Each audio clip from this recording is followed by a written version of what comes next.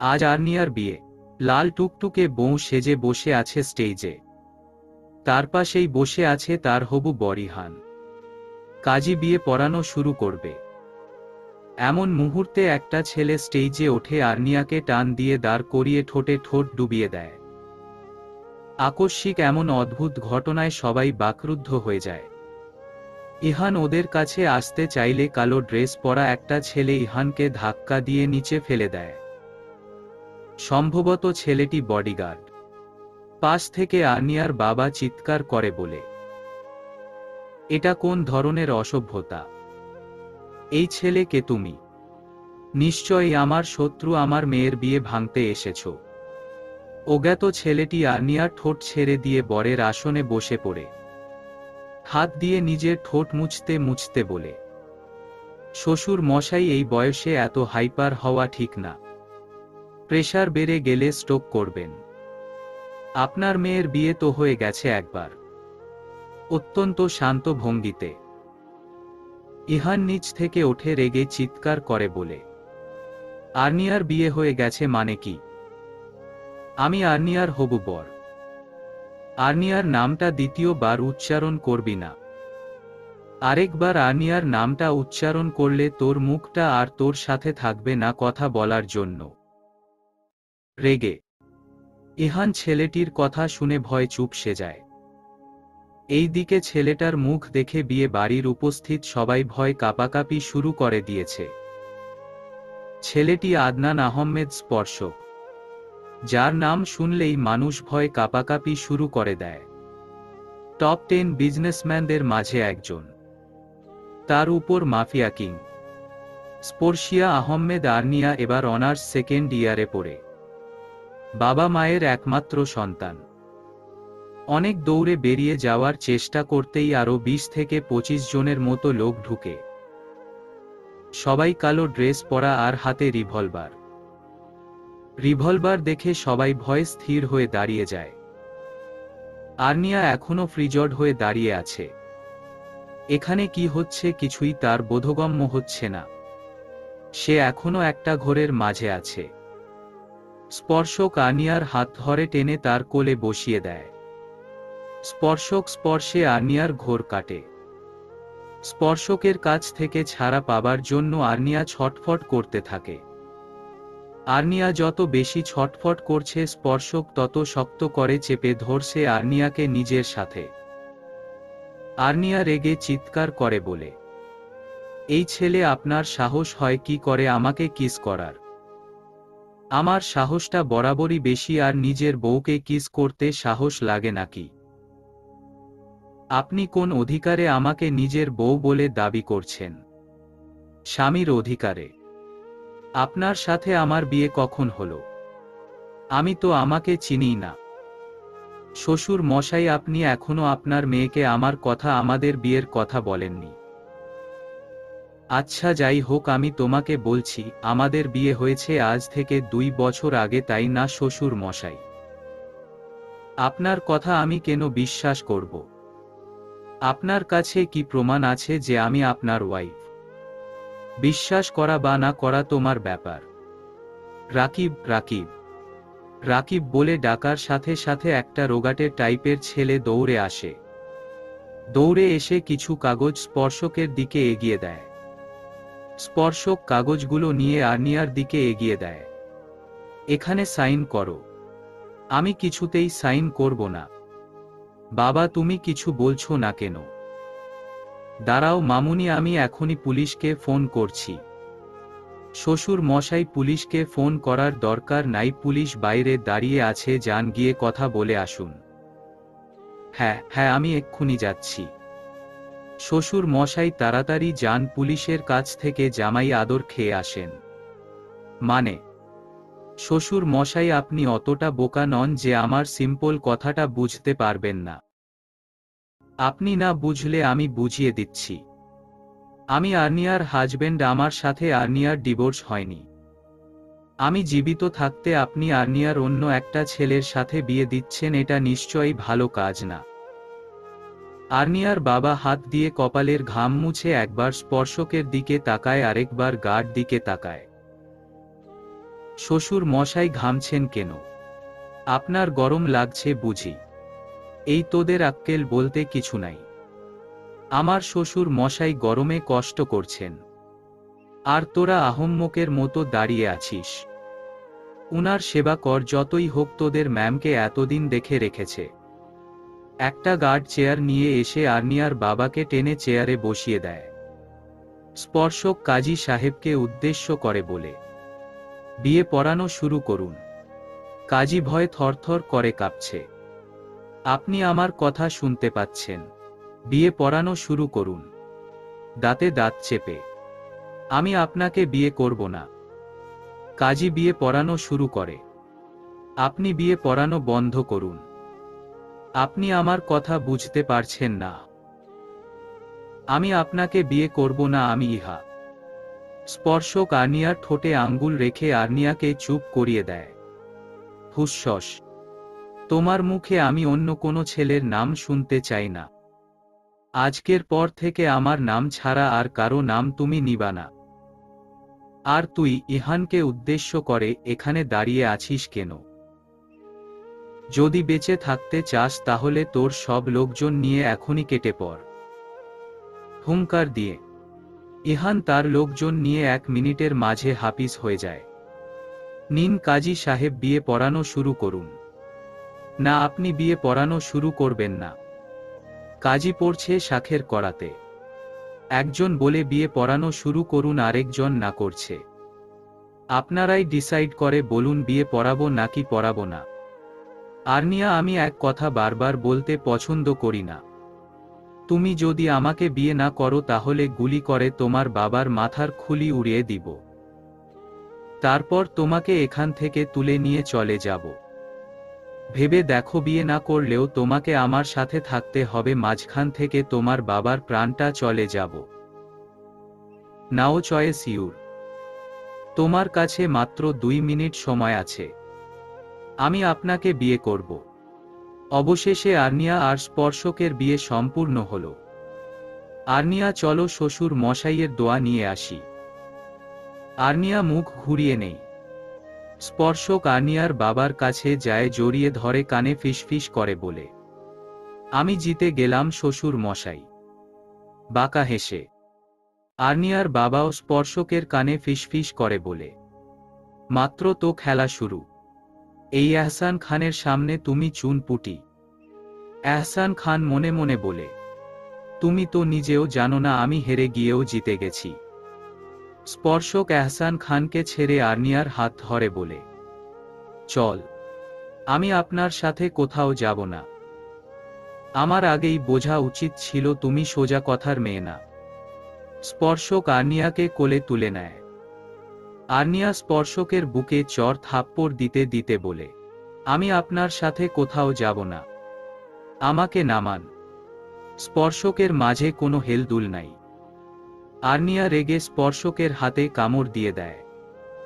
স্পর্শক কামড়ের দাগটা দেখে মুচকি হেসে বলে, তোমার দেওয়া প্রথম ভালোবাসার চিহ্ন। স্পর্শকের মাঝে কোনো হেলদুল নাই। আর্নিয়া রেগে স্পর্শকের হাতে কামড় দিয়ে দেয়।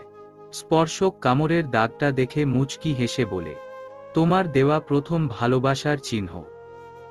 স্পর্শকের কথা শোনার সাথে সাথে আর্নিয়া একটা ভেঙচি কেটে মুখ ঘুরিয়ে নেয়। স্পর্শক আর্নিয়াকে গাড়িতে বসিয়ে নিজে ড্রাইভিং সিটে বসে পড়ে। এদিকে আর্নিয়া গাড়ি থেকে বের হওয়ার জন্য আপ্রাণ চেষ্টা করছে, কিন্তু ডোর লক থাকায় বের হতে পারছে না। আর্নিয়া এবার স্পর্শকের হাত ধরে টানাটানি শুরু করে দেয়। স্পর্শক টান দিয়ে আর্নিয়াকে কোলে বসিয়ে ড্রাইভ করতে থাকে। আর্নিয়া স্পর্শকের কোলে বসে বাচ্চাদের মতো হাত পা ছুড়াছুড়ি করতে থাকে।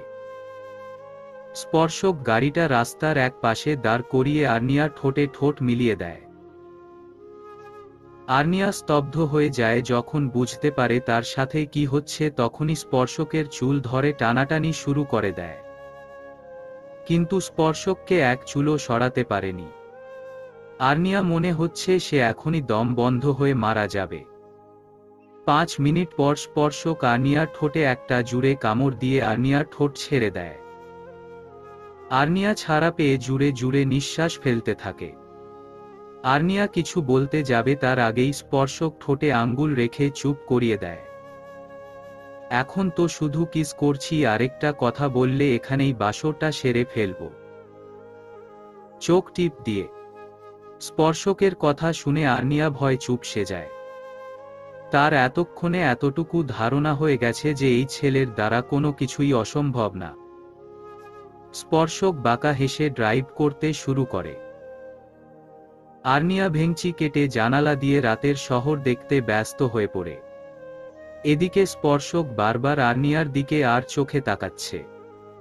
হঠাৎ স্পর্শক মিউজিক অন করে দিল। তোমার আমার আমি আজও বুঝিনি।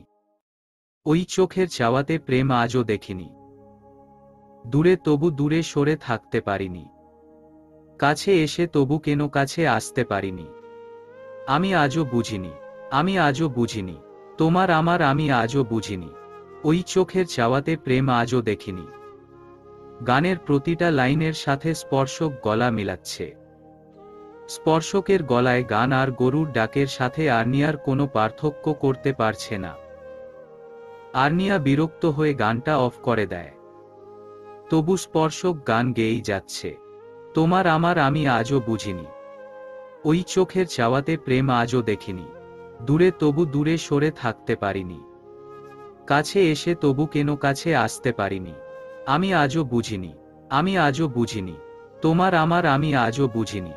ওই চোখের চাওয়াতে প্রেম আজও দেখিনি। আর্নিয়া বিরক্ত হয়ে বলে, আপনি এই ভাঙ্গা রেডিও বন্ধ করবেন। কেন করব? আমার বিরক্ত লাগছে। তো আমি কি করব? আর্নিয়া বুঝতে পারছে এই লোকটা এক নম্বরের ঘাড় তেরা, সোজা কথায় কাজ হবে না। আপনি কি আমাকে বিয়ে করে খুশি নন? আমি তো প্রচুর খুশি, তোমাকে বলে বুঝতে পারবো না। তাহলে এমন ছ্যাঁকা মার্কা গান শুনছেন কেন? সত্যিই তো এখন আমার রোমান্টিক গান শোনা উচিত। এই একদম আপনি গান গাইবেন না। কেন? আপনার এই ফাটা বাঁশের গলা শুনে আমার কান জ্বালা পালা হয়ে যাচ্ছে। তাহলে তো আরো বেশি বেশি করে গাইব। একবার গেয়ে দেখুন, গলা কেটে ফেলব। যেমন বাপ তার তেমন মেয়ে। বিড়বিড় করে।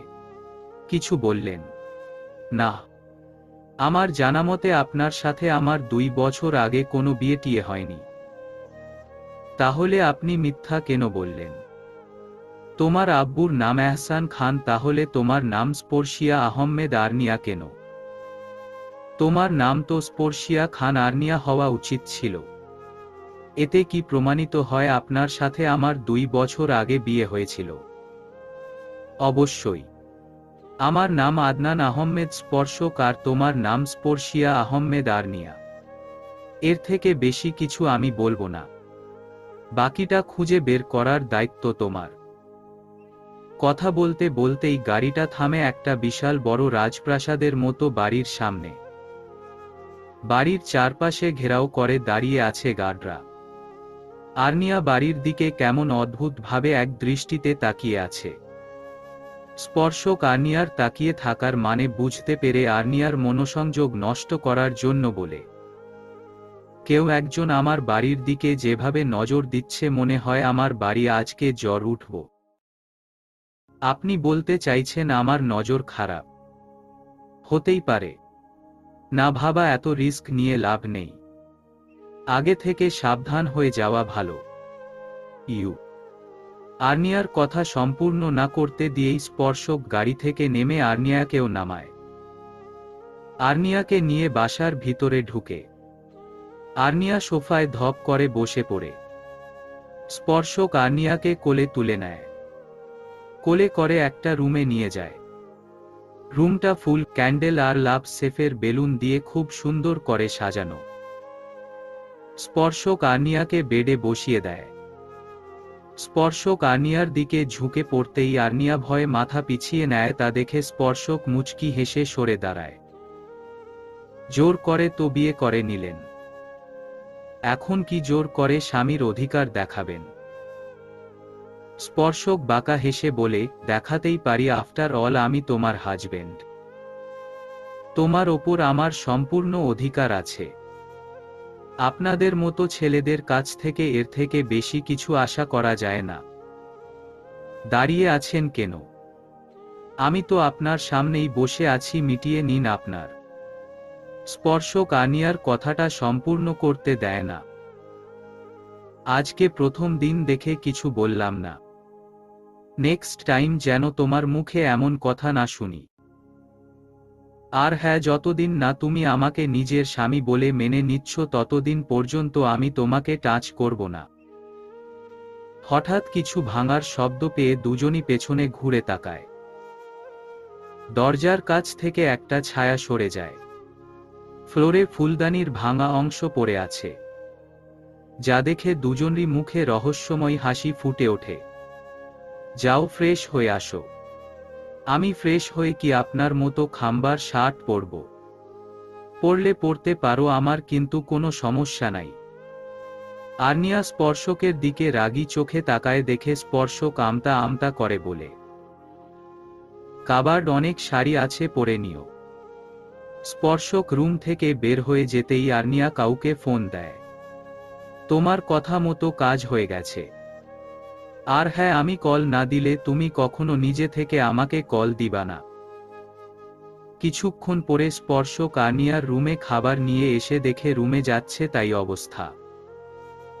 ফ্লোরে পড়ে আছে ভাঙা ফুলদানি, শোপিস, বেডশিট মাটিতে গড়াগড়ি খাচ্ছে। রুমে সাজানো সমস্ত ফুল আর বেলুন ফ্লোরে পড়ে আছে। আর্নিয়া রুমের এক কোণে ঘুটিসুটি মেরে বসে আছে। কিছুক্ষণ পরে স্পর্শক আর্নিয়ার রুমে খাবার নিয়ে এসে দেখে রুমে যাচ্ছে তাই অবস্থা। ফ্লোরে পড়ে আছে ভাঙা ফুলদানি, শোপিস, বেডশিট মাটিতে গড়াগড়ি খাচ্ছে। রুমে সাজানো সমস্ত ফুল আর বেলুন ফ্লোরে পড়ে আছে। আর্নিয়া রুমের এক কোণে ঘুটিসুটি মেরে বসে আছে। এলোমেলো চুল, অগোছালো শাড়ি, এক হাত টুপ টুপ করে রক্ত পড়ছে। আর্নিয়া দুই হাত দিয়ে চুল মুঠো করে টানছে। স্পর্শক বুঝতে পারে আজকে ড্রাগস না নেওয়ার ফলে আর্নিয়া এমন বিহেভ করছে। স্পর্শক ড্রয়ার থেকে ঘুমের ইনজেকশন বের করে আর্নিয়া শরীরে পুশ করে দেয়। কিছুক্ষণের মাঝেই আর্নিয়া ঢলে পড়ে স্পর্শকের বুকে। স্পর্শক আর্নিয়াকে কোলে করে বেডে শুইয়ে দেয়। ফার্স্ট এইড বক্স এনে আর্নিয়ার হাতে ব্যান্ডেজ করে দেয়। স্পর্শকের চোখ থেকে ফোঁটা ফোঁটা অশ্রু গড়িয়ে পড়ছে। স্পর্শক আর্নিয়ার শরীর থেকে সমস্ত গয়না খুলে বেড সাইড টেবিলে রেখে দেয়। আর্নিয়ার হাতের ব্যান্ডেজের ওপর স্পর্শক ভালোবাসার পরশ এঁকে দেয়। তোমার কি কোনো দিনও আমার কথা মনে পড়বে না? তুমি আমাকে চিনতে পারছো না? এই মরণ যন্ত্রণা যে আমি আর সহ্য করতে পারছি না জান পাখি। তুমি তোমার স্পর্শক কি করে ভুলে গেলে? আর্নিয়ার গায়ে কম্বল টেনে দিয়ে স্পর্শক রুম থেকে বের হয়ে যায়। ছাদের রেলিংয়ের সাথে ঠেস দিয়ে দাঁড়িয়ে আছে স্পর্শক। স্পর্শকের দুই হাত থেকে রক্ত পড়ছে। স্পর্শকের দৃষ্টি ওই দূর আকাশের দিকে। কথা দিয়েছিলাম তোমার সব কষ্ট ভাগ করে নিব। এই কষ্ট তো ভাগ করে নিতে পারবো না, কিন্তু অনুভব করতে পারবো। তাই তো নিজেকে দ্বিগুণ কষ্ট দিলাম। যে কাউকেই ভালোবাসা যায়। ভালোবাসা অনেক পবিত্র একটি অনুভূতি। স্বার্থসিদ্ধির জন্যও প্রেম করা উচিত নয়। প্রেম হচ্ছে পৃথিবীর মধুরতম সম্পর্ক, যেখানে থাকবে না কোনো চাওয়া পাওয়া, থাকবে না কোনো স্বার্থ, থাকবে শুধুই ভালোবাসা। রাত 2টা বাজে। স্পর্শক এখনো ছাদেই দাঁড়িয়ে আছে। দু চোখের পাতায় ঘুম নেই। অনেক রাতই এভাবে নির্ঘুম কাটিয়েছে স্পর্শক। রাতের পর রাত জেগে প্রিয়তমার ছবি দেখা। ঘন্টার পর ঘন্টা প্রিয়তমার বাসার নিচে দাঁড়িয়ে ছিল একটা বার প্রিয়তমাকে দেখার জন্য। এসব ভেবেই একটা দীর্ঘশ্বাস ছাড়ে স্পর্শক। আলতো হাতে কেউ পিছন থেকে তার কোমর জড়িয়ে ধরে। সে জানে এই হাতের মালিক কে। এই স্পর্শ তার বহুদিনের চেনা। এই মেয়েটার নিঃশ্বাসের শব্দই তাকে মেয়েটার উপস্থিতি জানান দিতে পারে। কি ম্যাম, ঘুম ভাঙল তাহলে? অভিনয় করতে করতে ক্লান্ত আমি। আর মাত্র কয়েকটা দিন অভিনয় করো, তারপরে আমি সব ঠিক করে দিব। আমাদের ওপর যে ছেলেটা নজর রাখছিল সেই ছেলেটা কোথায়? স্টোর রুমে আটকে রেখে এসেছি। আমি তোমার ওপর রেগে আছি স্পর্শক। কেন? আমি আবার কি করলাম? আজকে আমাদের বিয়ে হয়েছে, তার মানে আজকে আমাদের বাসর রাত। বাসর রাতে কেউ নতুন বউকে একা রেখে ছাদে দাঁড়িয়ে থাকে? তো আপনার কি বাসর করতে ইচ্ছে করছে? চোখ টিপ দিয়ে। তুমি দিন দিন অসভ্য হয়ে যাচ্ছ। আল্লাহ, এটা কেমন বিচার? নিজে বললে কিছু না, আর আমি বললেই আমি অসভ্য। আর্নিয়ার চোখ যায় স্পর্শকের হাতের দিকে। হাত দুটো উপরে তুলে স্পর্শককে জিজ্ঞেস করে, তোমার হাত কি করে কাটল? তেমন কিছু না। স্পর্শক নিজের হাত দুটো পিছনে লুকিয়ে ফেলে। আর্নিয়া আবার স্পর্শকের হাত দুটো টেনে সামনে আনে। তখনই নজর যায় নিজের হাতের দিকে। আর্নিয়া বুঝতে পারে স্পর্শক নিজেই নিজের হাত কাটছে। টপ টপ করে আর্নিয়ার চোখ থেকে পানি পড়ছে। আর্নিয়া স্পর্শকের হাত দুটো অজস্র চুমুতে ভরিয়ে দেয়। স্পর্শক আর্নিয়ার মাথা নিজের বুকে চেপে ধরে। আমার এক হাত কাটা, তুমি তোমার দুই হাত কেন কাটলে? তুমি জানো না তোমার কষ্ট আমি সহ্য করতে পারি না। আমার এক হাত কেন কাটা থাকবে? আমারও আরেকটা হাত কাটতে হবে। আর্নিয়া ছুটার চেষ্টা করতেই স্পর্শক আর্নিয়াকে আরো শক্ত করে নিজের বুকে চেপে ধরে। তুমি নিজের হাত কাটার চেষ্টা করলে আমি আমার হাত কেটে ফেলে দিব। আর্নিয়া নাক টানতে টানতে বলে, থ্রেট দিচ্ছ? থ্রেট ভাবলে থ্রেট? স্পর্শক আর্নিয়ার চুলে নাক ডুবিয়ে দিয়ে ভাবতে থাকে 5 দিন আগের কথা। আর্নিয়া স্পর্শকের সাথে দেখা করতে আসে একটা কফি শপে। তাদের সম্পর্কের 1 বছর চলছিল। আর্নিয়া কফি শপে এসেই স্পর্শকের হাত ধরে কান্নাকাটি শুরু করে দেয়। আরু, তুমি কাঁদছো কেন? আর্নিয়া কান্নার জন্য কথা বলতে পারছে না। কাঁদতে কাঁদতে হেঁচকি তুলে ফেলছে। স্পর্শক আর্নিয়ার কান্না বন্ধ করতে না পেরে আর্নিয়াকে জড়িয়ে ধরে। আরে বাবা, কান্নার কারণ তো বলবে। পাপা আমার বিয়ে ঠিক করছে। আমি তোমাকে ছাড়া আর কাউকে বিয়ে করব না। আমাকে ছাড়া তোমাকে আর কাউকে বিয়ে করতে হবে না। তুমি তোমার পাপাকে আমার কথা বলো। পাপা মানবে না। পাপা একবার যেটা ঠিক করে সেটাই করে ছাড়ে। আমাকে যদি ওই ইহান ফিহানকে বিয়ে করতে হয় তাহলে আমি সুইসাইড করব। কথাটা শোনার সাথে সাথে স্পর্শক আর্নিয়াকে থাপ্পড় মেরে হনহন করে কফি শপ থেকে চলে যায়। আর্নিয়া ওখানে বসেই কাঁদতে থাকে। এই কান্না স্পর্শক মেরেছে বলে না, স্পর্শকের জন্য। আর্নিয়া জানে স্পর্শক যে হাত দিয়ে তাকে মেরেছে সেই হাতের অবস্থা খারাপ করে দিবে। এখন তার নিজের ওপর নিজের রাগ হচ্ছে। আর্নিয়া তো জানতো স্পর্শক তার মুখে মরার কথা সহ্য করতে পারে না। আর্নিয়া বাসায় চলে আসে। নিজের রুমে এসে ফ্রেশ হয়ে বেডে বসে স্পর্শককে কল দিতে থাকে। বারবার রিং হয়ে কেটে যাচ্ছে। 8 বার কল দেওয়ার পরে স্পর্শক রিসিভ করে। মামুনি, আসবো। আর্নিয়া তার পাপাকে দেখে ফোনটা বালিশের নিচে রেখে দেয়। স্পর্শক লাইনে আছে, ইচ্ছে করেই ফোনটা রেখে দেয়নি। সে জানতে চায় এহসান খান আর্নিয়াকে কি বলে। তবে সে আন্দাজ করতে পারছে এহসান খান কি বলতে এসেছে। আর্নিয়া তার পাপাকে দেখে ফোনটা বালিশের নিচে রেখে দেয়। স্পর্শক লাইনে আছে, ইচ্ছে করেই ফোনটা রেখে দেয়নি।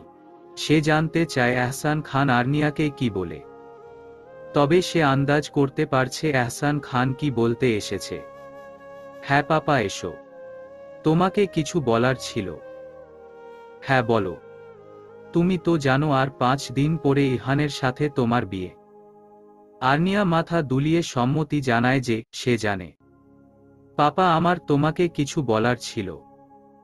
তুমি তো জানো আমার কথার মাঝে কেউ কথা বলুক সেটা আমার পছন্দ না। আগে আমার কথা শেষ করতে দাও, তারপর তোমার কথা শুনব। সরি। আমার ধারণা তোমার বিয়েতে গন্ডগোল হবে। পাপা কি করে জানলো গন্ডগোল হবে?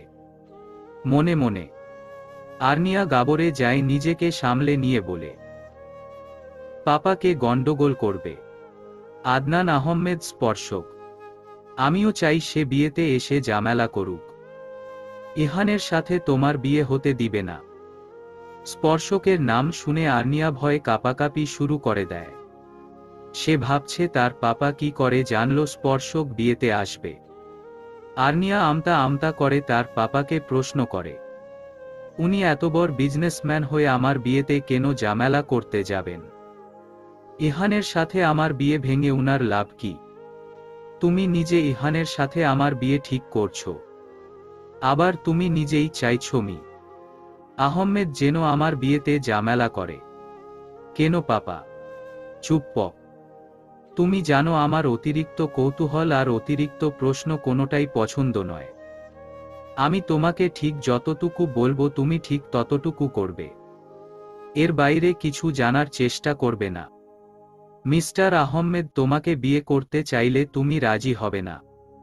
আমাকে গান পয়েন্টে রেখে যখন তোমাকে বিয়ে করতে বলবে তখন তুমি রাজি হবে। তোমাকে যখন উনার সাথে নিয়ে যাওয়ার চেষ্টা করবে তখন তুমি দ্বিমত পোষণ করবে। আমি জানি মি আহমেদ জোর করে হলেও তোমাকে উনার সাথে নিয়ে যাবে। তুমি উনার বাড়িতে গিয়ে আমার কথা মতো কাজ করবে, রুক্ষভাবে। কিন্তু পাপা, আমি কোনো কিন্তু ফিন্তু শুনতে চাই না। তোমাকে আমার কথা মতো কাজ করতে হবে। এহসান খান আর্নিয়াকে কিছু বলতে না দিয়ে হনহনিয়ে রুম থেকে চলে যায়। তারপর স্পর্শক আর আর্নিয়া প্লেন করে বিয়ে করে। বর্তমান স্পর্শক বাসায় না হয় ওই ছেলেটা আমাদের ওপর নজর রাখছিল তাই অভিনয় করা প্রয়োজন ছিল। কিন্তু তুমি গাড়িতে কেন অভিনয় করতে বললে? ওখানে তো তুমি আর আমি ছাড়া আর কেউ ছিল না। কে বলল ছিল না? স্বয়ং এহসান খান নিজে ছিল। মানে? তোমার হিটলার বাপ গাড়িতে ক্যামেরা লাগিয়ে রেখেছিল। একদম পাপাকে হিটলার বলবা না। হিটলারকে তাহলে কি বলবো? সারা রাত কি আমরা এখানে দাঁড়িয়ে কথা বলবো? এখানে দাঁড়িয়ে কথা না বলে অন্য কিছুও করতে পারি। ধুর। স্পর্শক আর্নিয়াকে কোলে তুলে নেয়। এই কি করছো? নামাও বলছি। কেন? কেন আবার তোমার হাতে ব্যথা? আমাকে কোলে নিতে হবে না। তুমি বলো কোথায় যেতে হবে, আমি নিজেই যাচ্ছি। চুপপ, তুমি বড্ড বেশি কথা বলো। স্পর্শক আর্নিয়াকে একটা রুমে নিয়ে আসে। এই ভারী লেহেঙ্গাটা কতক্ষণ ধরে পরে আছো বলো তো, যাও চেঞ্জও করে আসো। চেঞ্জও করে কি পরব? কাবার্ডে ড্রেস আছে, পরে নাও। আর্নিয়া কাবার্ড খোলে, দেখে সব শাড়ি। স্পর্শক, কি? আমি তো শাড়ি পরতে পারি না, আর এখানে শাড়ি ছাড়া তো আর অন্য কোনো ড্রেস নাই। তুমি যদি ভাবো আমি তোমাকে শাড়ি পরিয়ে দিব তাহলে তুমি ভুল ভাবছো, কারণ আমি নিজেও শাড়ি পরাতে পারি না। তাহলে এখন কি হবে? ঠোঁট উল্টিয়ে স্পর্শক ঠোঁটে দিয়ে ঠোঁট চেপে ধরে, এক হাত কোমরে রেখে অন্য হাত দিয়ে কপালে স্লাইড করে কিছু ভাবছে। কিছুক্ষণ ভেবে বলে, আমরা দুজন মিলে চেষ্টা করি ইউটিউব দেখে। ওকে। 30 মিনিট ধরে দুজন মিলে চেষ্টা করেও কিছু করতে পারে নাই। উল্টো স্পর্শক নিজেকেও আর্নিয়ার সাথে শাড়িতে পেঁচিয়ে ফেলে। স্পর্শক ক্লান্ত হয়ে বেডে বসে পড়ে। স্পর্শক বসে পড়ায় শাড়িতে টান লাগে, যার ফলে আর্নিয়াও স্পর্শকের ওপর পড়ে যায়। স্পর্শক টাল সামলাতে না পেরে আর্নিয়াকে নিয়ে বেডে পড়ে যায়। আর্নিয়া স্পর্শকের ওপর থেকে উঠতে যায় কিন্তু পারে না, তা দেখে স্পর্শক মিটিমিটি হাসছে। আর্নিয়া রাগে কটমট করতে করতে বলে, তুমি ছেলে হয়েও শাড়ি পরাতে পারো না? ছেলে হওয়ার পেছনে কি শর্ত জুড়ে দেওয়া হয়েছে নাকি, যে ছেলে হলেই শাড়ি পরানো শিখতে হবে? না মানে সব ছেলেরাই তো বউয়ের সাথে রোমাঞ্চ করবে বলে শাড়ি পরানো শিখে? আমি ওইসব ছেলেদের মাঝে পড়ি না। রোমাঞ্চ করতে হলে শাড়ি পরিয়ে করব কেন, শাড়ি খুলে করব? ওয়েট ওয়েট, তোমার কি এখন রোমাঞ্চ করতে ইচ্ছা করছে? আমার কিন্তু কোনো সমস্যা নাই। আব স্পর্শক আর্নিয়াক আর কিছু বলতে না দিয়ে আর্নিয়াকে ঘুরিয়ে নিজের নিচে ফেলে দেয়। আর্নিয়ার হাত দুটো বেডের সাথে চেপে ধরে ঠোঁটে ঠোঁট ডুবিয়ে দেয়। সকাল 10টা। সূর্যের আলো চোখে পড়তেই স্পর্শক আদো আদো করে চোখ খুলে তাকায়। নিজের বুকের ওপর ভারী কিছু অনুভব করায়। সম্পূর্ণ চোখ খুলে বুকের দিকে তাকিয়ে দেখে আর্নিয়া ঘুটিসুটি মেরে তার বুকের ওপর শুয়ে আছে। স্পর্শক মুচকি হেসে আর্নিয়াকে জড়িয়ে ধরে বেডে আধ শোয়া হয়ে বসে। এক হাত দিয়ে আর্নিয়ার কপালে পড়ে থাকা ছোট চুলগুলো সরিয়ে দিয়ে একটা গভীর চুমু খায়। ঘুমের মাঝেই আর্নিয়া কেঁপে উঠে। স্পর্শক আর্নিয়া ঠোঁটে হাত বুলাতে থাকে। স্পর্শকের ফোন বেজে ওঠে। স্পর্শক তাড়াতাড়ি ফোনটা সাইলেন্ট করে। আর্নিয়া ফোনের শব্দে একটু নড়েচড়ে আবার স্পর্শকের বুকে মুখ গুজে ঘুমিয়ে পড়ে। স্পর্শক ফোনের স্ক্রিনে তাকায়, যেখানে একটা আননোন নাম্বার ঝলঝল করছে। আননোন নাম্বার হলেও স্পর্শক এই নাম্বারটা খুব ভালো করে চিনে। স্পর্শক আর্নিয়ার মাথাটা আলতো হাতে বুক থেকে নামিয়ে বালিশের ওপর রেখে ফোন নিয়ে বেকনিতে চলে যায়। ফোনটা রিসিভ করতেই ওপাশ থেকে বাজ খাই গলায় এহসান খান বলে, আমার মেয়ে কোথায়? আস্তে চিল্লান, আমার কানের অবস্থা তো খারাপ করে দিচ্ছেন। আর আরও আপনার মেয়ে না, আমার বউ। আর্নিয়ার সাথে তুমি কি করছো? আর্নিয়া আমার ফোন তুলছে না কেন? শ্বশুর মশাই, এটা কেমন প্রশ্ন? শ্বশুর হয়ে কেউ জামাইকে জিজ্ঞেস করে তার মেয়ের সাথে কি করছে? আর্নিয়া সারা রাত জেগে ছিল তো, তাই এখন গভীর ঘুমে মগ্ন। এখন আবার এটা জিজ্ঞেস কইরেন না যে কেন আর্নিয়া সারা রাত জেগে ছিল। আমাদের মাঝে জামাই শ্বশুরের সম্পর্ক না থাকুক, আপনি আমার গুরুজন তো। বেয়াদব ছেলে।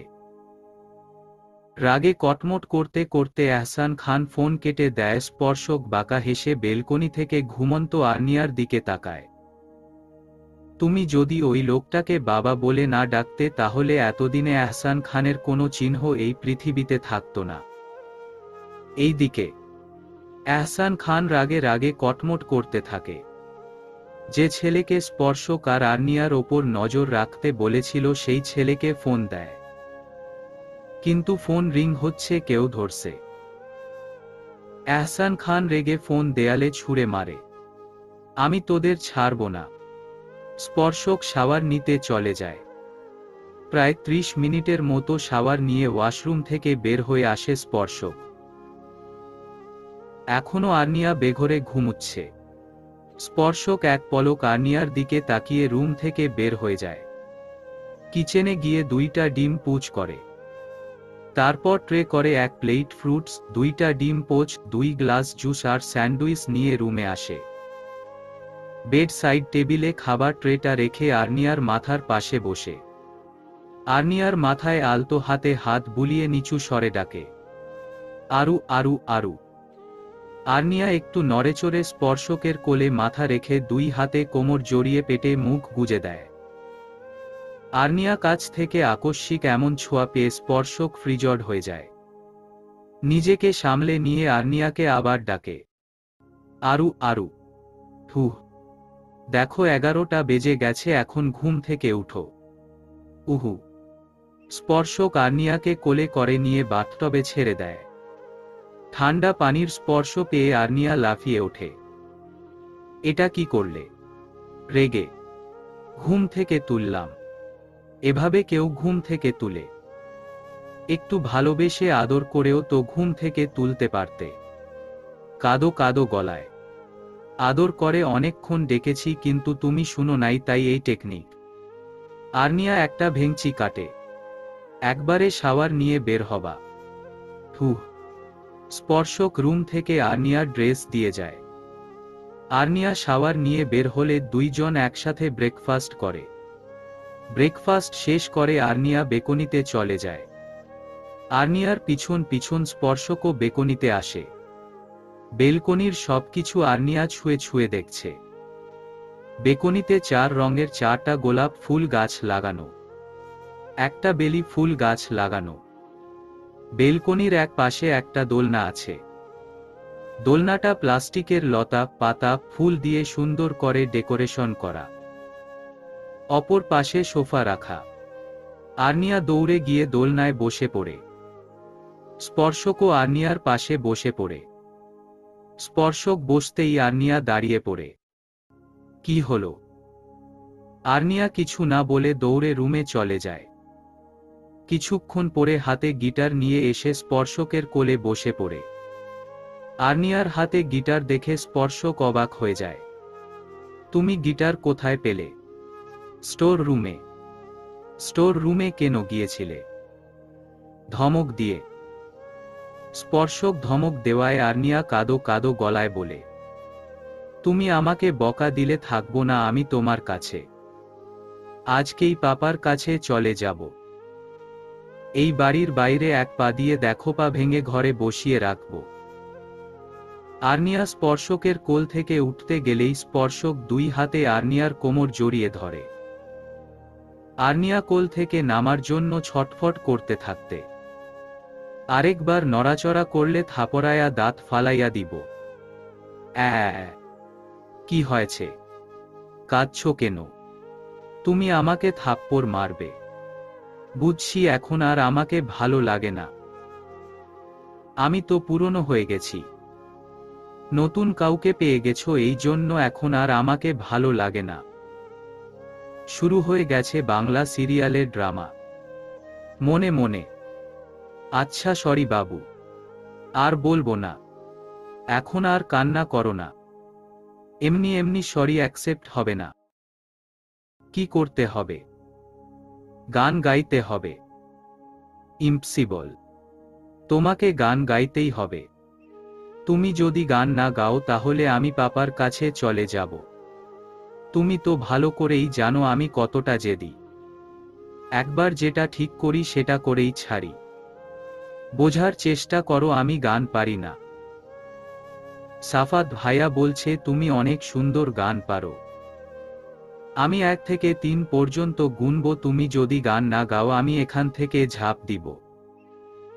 1 2 3।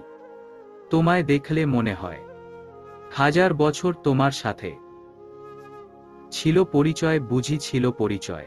তোমায় দেখলে মনে হয় 1000 বছর তোমার সাথে ছিল পরিচয়, বুঝি ছিল পরিচয়। আর্নিয়ার চোখের সামনে আবছা আবছা কিছু দৃশ্য ভেসে উঠছে। আর্নিয়া 2 হাত দিয়ে মাথা চেপে ধরে, তীব্র যন্ত্রণায় তার মাথা ফেটে যাচ্ছে। হঠাৎ সেন্সলেস হয়ে ফ্লোরে পড়ে যায়। আর্নিয়ার চোখের সামনে আবছা আবছা কিছু দৃশ্য ভেসে উঠছে। আর্নিয়া 2 হাত দিয়ে মাথা চেপে ধরে, তীব্র যন্ত্রণায় তার মাথা ফেটে যাচ্ছে তার। হঠাৎ সেন্সলেস হয়ে ফ্লোরে পড়ে যায়। কিছু পড়ার শব্দ শুনে স্পর্শক পিছন ফিরে তাকায়। পিছন তাকিয়ে দেখে আর্নিয়া ফ্লোরে পড়ে আছে। এটা দেখে স্পর্শকের দুনিয়া থমকে যায়। স্পর্শক হাঁটু গেড়ে ফ্লোরে বসে পড়ে। আর্নিয়ার মাথাটা নিজের কোলে তুলে নেয়। গালে হালকা চাপ্পড় দিতে দিতে বল, আরু, এই আরু চোখ খুলো। আরু আরু। স্পর্শক আর্নিয়াকে কোলে তুলে বেডে এনে শুইয়ে দেয়। গ্লাস থেকে পানি নিয়ে চোখে মুখে ছিটিয়ে দেয়। তবু আর্নিয়ার সেন্স আসে না। স্পর্শক ডক্টরকে ফোন দেয়। কিছুক্ষণের মাঝে ডক্টর চলে আসে। ডক্টর, আমার আরু ঠিক হয়ে যাবে তো? মি আহমেদ আমাকে দেখতে তো দিবেন? ডক্টর আর্নিয়াকে দেখে স্পর্শককে উদ্দেশ্য করে বলে, মি আহমেদ, চিন্তার কোনো কারণ নেই, মিসেস আহমেদের সবকিছু নরমাল আছে। অতিরিক্ত স্টেজ না নিতে পেরে উনি সেন্সলেস হয়ে গেছেন। আমি একটা ইনজেকশন দিয়ে গেলাম, কয়েক ঘন্টার মাঝে উনার অজ্ঞান ফিরে আসবে। আজকে তাহলে আসি mister Ahmed. Thank you doctor. Doctor চলে যায়। স্পর্শক আর্নিয়ার হাত ধরে ফ্লোরে বসে পড়ে। ভালো করে খেয়াল করে দেখে আর্নিয়ার কপালের কাছে অনেকটা ফুলে গেছে। তখন ফ্লোরে পড়ে যাওয়ায় আর্নিয়া কপালে ব্যথা পেয়েছিল। স্পর্শক আর্নিয়ার কপালে মলম লাগিয়ে দেয়। আমার জন্যই সবকিছু হলো। আমার জন্য তুমি ব্যথা পেলে। আমি গান না গাইলে এমন কিছু হতো না। আমিই বা কি করতাম? তুমি জেদ করলে তাই গান গাইতে হলো। না গাইলে তুমি সত্যি সত্যি ওই এহসান খানের কাছে চলে যেতে।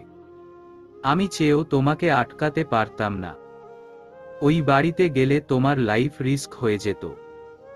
কারণ এহসান খান তোমাকে ব্যবহার করে আমার ক্ষতি করার চেষ্টা করত।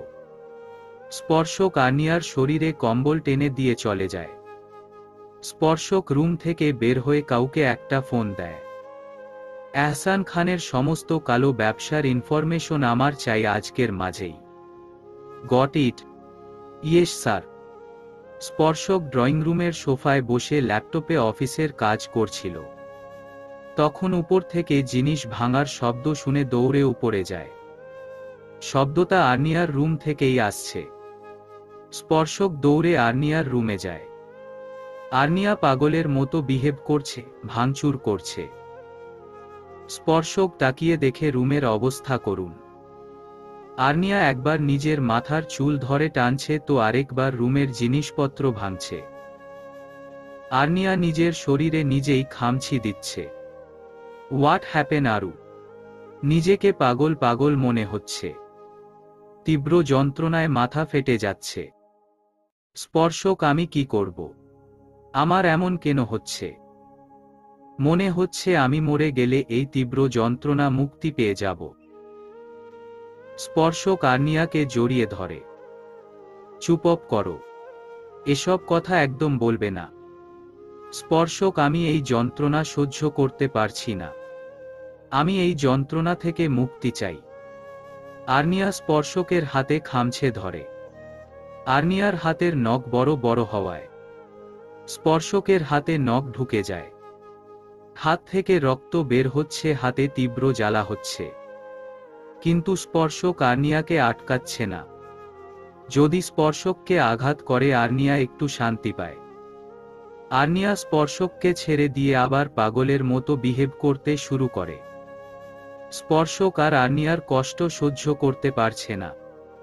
স্পর্শক আর্নিয়ার শরীরে একটা ইনজেকশন পুশ করে দেয়। অল্প কিছুক্ষণের মাঝেই আর্নিয়া স্পর্শকের বুকে ঢলে পড়ে। স্পর্শক আর্নিয়াকে বেডে শুইয়ে দিয়ে রুম থেকে বের হয়ে যায়। স্পর্শক ছাদে দাঁড়িয়ে অন্য মনস্ক হয়ে আকাশের দিকে তাকিয়ে আছে। বিকেল বেলা হওয়ায় সূর্যের আলোর প্রকোপ নেই। তাই আকাশের দিকে তাকিয়ে থাকতে অসুবিধা হচ্ছে না। সূর্যের আলো থাকলে আকাশের দিকে তাকিয়ে থাকলে এতক্ষণে চোখ জ্বালা শুরু হয়ে যেত। স্পর্শক অন্য মনস্ক হয়ে না থাকলে হয়তো খেয়াল করত কেউ তার দিকে এক দৃষ্টিতে তাকিয়ে আছে।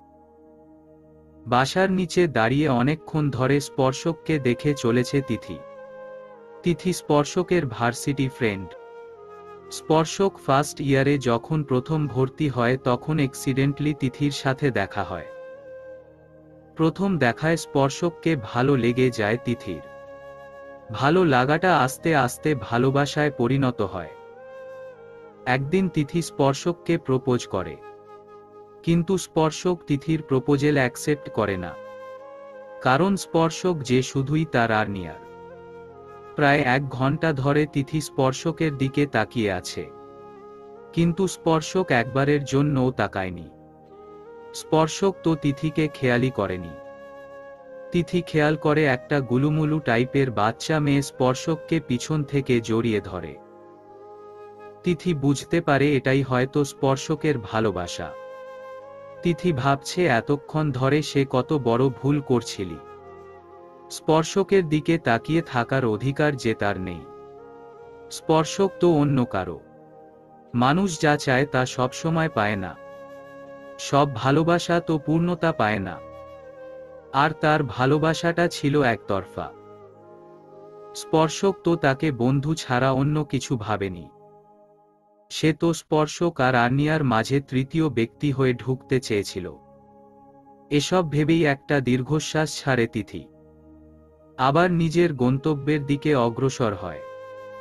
স্পর্শক হুম, আমার সাথে এমন কেন হয়?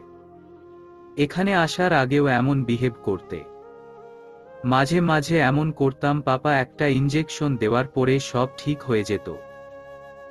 আমি এমন বিহেভ কেন করি? তুমি বলেছিলে না কয়েক বছর আগে তোমার একটা অ্যাক্সিডেন্ট হয়েছিল? ওই অ্যাক্সিডেন্টের প্রভাবে এমন হয়। চিন্তা করো না, আস্তে আস্তে সহ ঠিক হয়ে যাবে। হুম।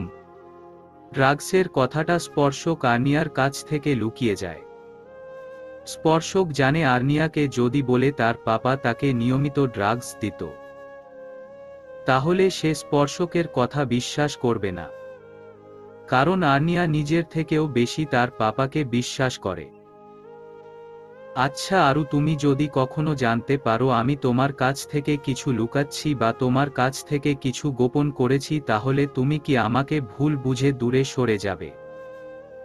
উহু, এই জীবনে আর আমি তোমাকে ছাড়ছি না। তুমি দূরে ঠেলে দিলেও আমি যাব না। তুমি যদি আমার কাছ থেকে গোপন করে থাকো তাহলেও আমি তোমাকে ছেড়ে যাব না। তুমি যদি আমাদের ভালোর জন্য গোপন করে থাকো তাহলে ক্ষমা করে দিব।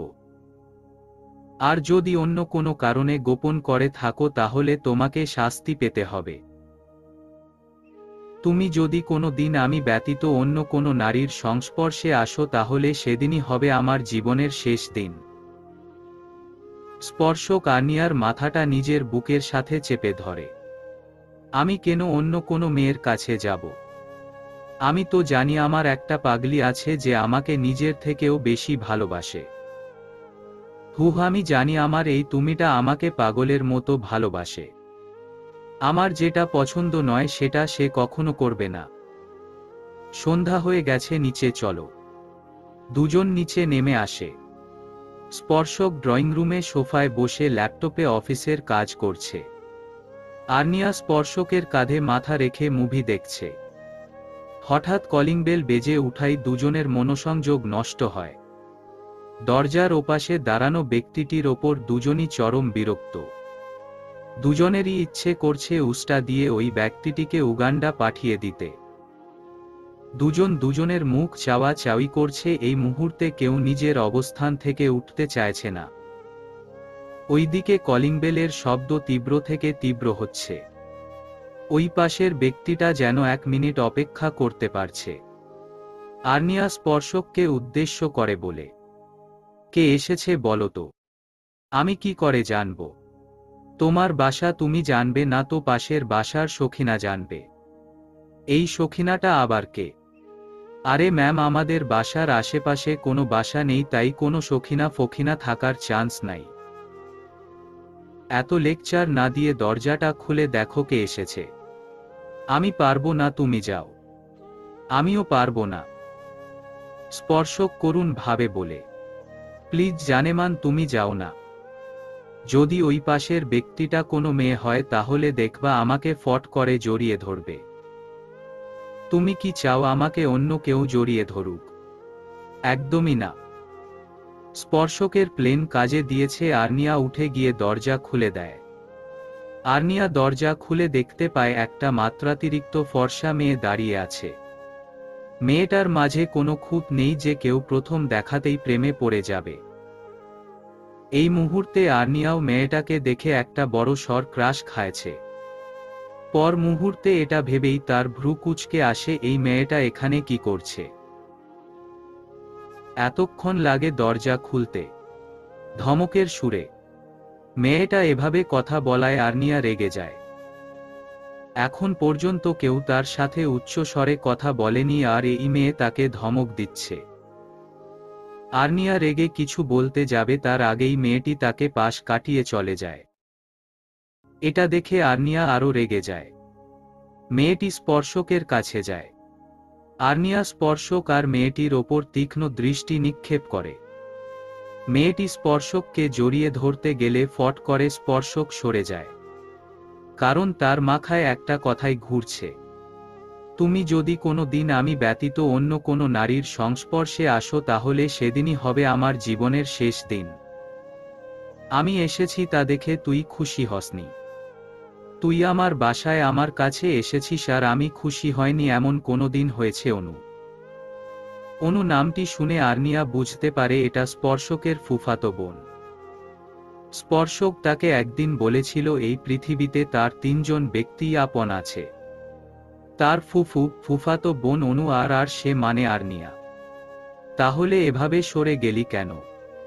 তুই তো জানিস আমার এসব ভালো লাগে না।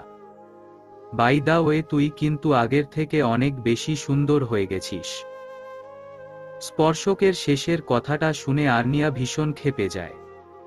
অনু একটু লজ্জা পাওয়ার ভঙ্গিতে বলে, যা কি যে বলিস, আয় তোর সাথে একজনের পরিচয় করিয়ে দেই। স্পর্শক আর্নিয়ার কাছে গিয়ে আর্নিয়া কোমর জড়িয়ে ধরে বলে, meet my wife missus Sparshia Ahmed Arnia. এটাই তোর আরু যাকে তুই ছো। স্পর্শক অনুর দিকে চোখ রাঙিয়ে তাকায় যা দেখে অনুভয় চুপসে যায়। আর আরু ও হচ্ছে আমার ফুফাতো বোন অরুণিমা রহমান অনু। কেমন আছেন আপু? আলহামদুলিল্লাহ ভালো। তা তুমি কেমন আছো? আলহামদুলিল্লাহ ভালো। তোমাকে দেখে তো মনে হচ্ছে না যে তুমি ভালো আছো। কেন আপু? গাড়ির কাছে লাভ বাইকটা দেখিয়ে বলে। স্পর্শক তো তোমার অবস্থা একদিনেই তেনা তেনা বানিয়ে দিছে। কথাটা বলেই অনু মিটিমিটি হাসতে থাকে। আর্নিয়া লজ্জায় মাথা নিচু করে ফেলে। স্পর্শক মাথা চুলকিয়ে মুচকি হাসে। অনু আর স্পর্শক ছাদে দাঁড়িয়ে কথা বলছে। খুব তাড়াতাড়ি ডিভোর্সের ব্যবস্থা হয়ে যাবে। আর তাড়াতাড়ি ডিভোর্সও হয়ে যাবে। আমি চাই যত দ্রুত সম্ভব ডিভোর্সটা হয়ে যাক। এভাবে তো আর জীবন চলে না। আর্নিয়া সুস্থ হয়ে যাবার পরই আমি ডিভোর্সের ব্যবস্থা করব। হঠাৎই অনু স্পর্শকের হাত চেপে ধরে বলে, ও কি ডিভোর্স দিবে? আমি এমন লুকোচুরি খেলা আর খেলতে পারছি না। দিবে না কেন? যদি দিতে না চায় আমি জোর করে হলেও ডিভোর্স করিয়ে ছাড়ব। আর্নিয়া ওদের কথা শুনে ছাদের দরজার সামনেই থমকে দাঁড়িয়ে যায়। চোখ থেকে টপ টপ করে অশ্রু গড়িয়ে পড়ছে। স্পর্শক ওকে ডিভোর্স দিয়ে দিবে। আর্নিয়া আর ওইখানে দাঁড়ায় না, দৌড়ে নিজের রুমে চলে যায়। আর্নিয়া বিছানায় উবু হয়ে শুয়ে বালিশে মুখ গুজে কাঁদছে। আর্নিয়া কাঁদতে কাঁদতে হেঁচকি তুলে ফেলছে।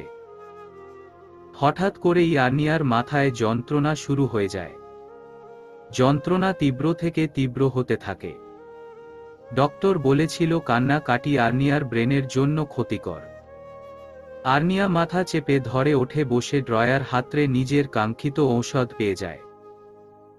ওই ঔষধটার সাথে একটা হাই পাওয়ারি ঘুমের ঔষধ খায়। আর্নিয়া বেডে শুয়ে পড়ে সাথে সাথে ঘুমের কোলে ঢলে পড়ে। 12টার দিকে স্পর্শক রুমে আসে। এসে দেখে আর্নিয়া এলোমেলো ভাবে বেডে শুয়ে আছে। স্পর্শক আর্নিয়ার কাছে যায়। আর্নিয়ার চোখের কোণে পানি চিকচিক করছে। স্পর্শক নিজের মনে মনে চিন্তা করে, আর্নিয়া কান্না করছিল, কিন্তু কেন? আমার কোনো ব্যবহারে আর্নিয়া কষ্ট পেয়েছে, কিন্তু আর্নিয়াকে তো আমি বকাবকি করি নাই। স্পর্শক ভালো করে খেয়াল করে দেখে বেড সাইডের টেবিলের ড্রয়ার খোলা। সে এগিয়ে গিয়ে ড্রয়ারে হাত দিয়ে দেখে ঔষধের পাতা খালি। স্পর্শক বুঝতে পারে আর্নিয়ার আবার মাথা যন্ত্রণা করছিল। স্পর্শক আর্নিয়াকে ভালোভাবে শুইয়ে দিয়ে গায়ে কম্বল টেনে দেয়। আর্নিয়ার কপালে একটা গভীর চুমু খায়। তারপর কতগুলো ফাইল আর ল্যাপটপ নিয়ে রুম থেকে বের হয়ে যায়। যাওয়ার আগে রুমের লাইটটা অফ করে যায়। রুমে বসে কাজ করলে যদি আর্নিয়ার ঘুমের ডিস্টার্ব হয় তাই ড্রয়িং রুমে চলে যায় স্পর্শক। খুব সকালে ঘুম ভেঙে যায় আর্নিয়ার। পাশে হাত দিয়ে দেখে স্পর্শক নাই। আর্নিয়া বেড থেকে নেমে এলোমেলো পায়ে ড্রয়িং রুমে যায়। ড্রয়িং রুমের সোফায় জোরসড়ো হয়ে শুয়ে আছে স্পর্শক। এটা দেখে আর্নিয়ার দু চোখ ভরে আসছে। আমার সাথে এক রুমে থাকবে না বলে এখানে এসে শুয়েছ। একদিনেই আমি তোমার এতটা পর হয়ে গেলাম। আমাকে আর আগের মতো ভালোবাসো না। ওহ, তুমি তো আমাকে কখনো ভালোইবাসোনি। আমাকে সুস্থ করার জন্য আমার সাথে প্রেমের অভিনয় করেছ। তুমি তো জানোই না, আমাকে সুস্থ করতে এসে তুমি আমাকে আরো অসুস্থ করে দিও। আমি তো তুমি নামক অসুখে আক্রান্ত হয়ে গেছি। আর্নিয়া কথাগুলো মনে মনে বলে রুম থেকে একটা কম্বল এনে স্পর্শকের গায়ে জড়িয়ে দেয়। স্পর্শকের কপালে কিস করতে গিয়েও থেমে যায় আর্নিয়া। দৌড়ে ওয়াশরুমে গিয়ে শাওয়ারের নিচে বসে পড়ে আর্নিয়া। ফুফিয়ে কেঁদে ওঠে আর্নিয়া। কেন স্পর্শক, কেন আমার অনুভূতি নিয়ে খেললে? আমি তো তোমার কাছে ভালোবাসার দাবি নিয়ে যাইনি, তুমি এসেছিলে। ফিরিয়ে দিলেও বারবার ভালোবাসার দাবি নিয়ে আসতে। বেশ তো ছিলাম একা, কেন আমার জীবনে এলে? আমাকে কেন ভালোবাসা নামক অনুভূতির সাথে পরিচয় করালে? আর্নিয়া হো হো করে কেঁদে দেয়। ডুব দেয় অতীতে, প্রথম যেদিন স্পর্শকের সাথে দেখা হয়েছিল। আর্নিয়া প্রথম দিন কলেজে যাচ্ছে। তার বাসা থেকে কলেজ যেতে সময় লাগে 30 মিনিট, তার কাছে সময়ও ছিল 30 মিনিট। তাই সে তাড়াতাড়ি ড্রাইভ করতে থাকে। সে কোনভাবেই প্রথম দিন লেট করতে চায় না। রাস্তায় তার গাড়ি নষ্ট হয়ে যায়। আর্নিয়া গাড়ি থেকে নেমে রাস্তার পাশে দাঁড়ায় রিকশার জন্য, কিন্তু কোনো রিকশার নাম গন্ধও নেই। তাই আর্নিয়া সিদ্ধান্ত নেয় সে হেঁটেই কলেজে যাবে। এখান থেকে কলেজ বেশি দূরে না, হেঁটে গেলে 8 মিনিট সময় লাগে। আনমনে হাঁটতে হাঁটতে কখন যে সে ফুটপাত থেকে রাস্তায় চলে এসেছে সেদিকে তার কোনো খেয়াল নেই। হঠাৎ করে একটা গাড়ি এসে তাকে পিছন থেকে ধাক্কা দিয়ে ফেলে দেয়। গাড়িটা আসতে আসায় এত বেশি ব্যথা পায়নি। হাতে পায়ে সামান্য ছিলে গেছে আর পা মচকে গেছে। আর্নিয়া পায়ে হাত দিয়ে রাস্তায় বসে পড়ে। তখনই গাড়ি থেকে নেমে আসে একজন সুদর্শন পুরুষ। উচ্চতা 6 ফুটের উপরে, গায়ের রং উজ্জ্বল শ্যামলা, ডার্ক রেড ঠোঁট, চোখের মণিগুলো কুচকুচে কালো, একটু বেশিই কালো। নাকের ডগায় একটা কালো কুচকুচে তিল। তিলটা যেন ছেলেটার সৌন্দর্য বহুগুণ বাড়িয়ে দিয়েছে। আর্নিয়া ব্যথা ভুলে ছেলেটার দিকে হা করে তাকিয়ে আছে। ছেলেটার ফর্মাল লোক দেখে আর্নিয়া ক্রাশ খায়। ছেলেটি এসে আর্নিয়ার সামনে হাঁটু মুড়ে বসে। মিস, আপনি কি ব্যথা পেয়েছেন? ব্যথার কথা শুনতেই আর্নিয়ার মনে পড়ে সে অ্যাক্সিডেন্ট করছে আর ব্যথাও পেয়েছে। ছেলেটাকে দেখে তার সব অনুভূতি কাজ করা বন্ধ করে দিয়েছিল। এবার আর্নিয়া চিৎকার করে কান্না শুরু করে দেয়। আর্নিয়া এভাবে কেঁদে দেবে ছেলেটা আশা করেনি। এত বড় মেয়ে যে এভাবে চিৎকার করে কাঁদবে সেটা তার কল্পনারও বাইরে ছিল। আপনি কি খুব বেশি ব্যথা পেয়েছেন? আপনি আমার পা ভেঙে দিয়েছেন। আমি এখন হাঁটব কি করে? ছেলেটি বুঝতে পারে আর্নিয়ার পা মচকে গেছে। আর্নিয়ার পা থেকে জুতা খুলে পা ধরে টান দেয়। আর্নিয়া ব্যথায় চিৎকার করে ছেলেটার কাঁধ খামছে ধরে। ছেলেটি খেয়াল করে দেখে আর্নিয়ার হাতও ছিলে গেছে, তাই সে আর্নিয়াকে কোলে তুলে নেয়। আর্নিয়া হতভম্ব হয়ে ছেলেটার দিকে তাকিয়ে আছে। পড়ে যাওয়ার ভয়ে গলা জড়িয়ে ধরে। আর্নিয়াকে গাড়িতে বসিয়ে ফার্স্ট এইড বক্স এনে ছিলে যাওয়া জায়গাটা সেভলন দিয়ে পরিষ্কার করে আলতো হাতে ব্যান্ডেজ করে দেয়। আর্নিয়া শুধু অবাকই হচ্ছে অপরিচিত ছেলেটার কেয়ার দেখে। যেখানে ছেলেটার তাকে ঝাড়ি মারার দরকার সেখানে ছেলেটা তার কেয়ার করছে। আর্নিয়াকে এভাবে তাকিয়ে থাকতে দেখে ছেলেটি ঠোঁট কামড়ে আলতো হেসে বলে, এভাবে তাকিয়ে থাকলে প্রেমের পড়ার চান্স 100%। আপনি কোন উগান্ডার প্রেসিডেন্ট যে আপনার প্রেমে পড়তে যাব? আমি স্পর্শিয়া আহমেদ। আর্নিয়া কারো প্রেমে পড়ি না, সবাই আমার প্রেমে পড়ে। আপনি বুঝি উগান্ডার প্রেসিডেন্টের বউ? একদম কথা পেঁচানোর চেষ্টা করবেন না। এটা আমি একদমই পছন্দ করি না। বাই দা রাস্তা, আপনি কে বলুন তো? তুমি আমাকে চিনো না। আপনি কি কোনো সেলিব্রিটি যে আপনাকে চিনতে হবে?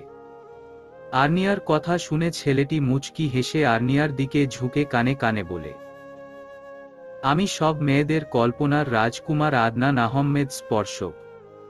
স্পর্শকের নাম শুনে আর্নিয়ার চোখ বড় বড় হয়ে যায়। সে ভাবতেই পারছে না স্পর্শকের মতো একজন লোক তার এত কেয়ার করছে। আর্নিয়া চোখ বড় বড় করে স্পর্শকের দিকে তাকায়।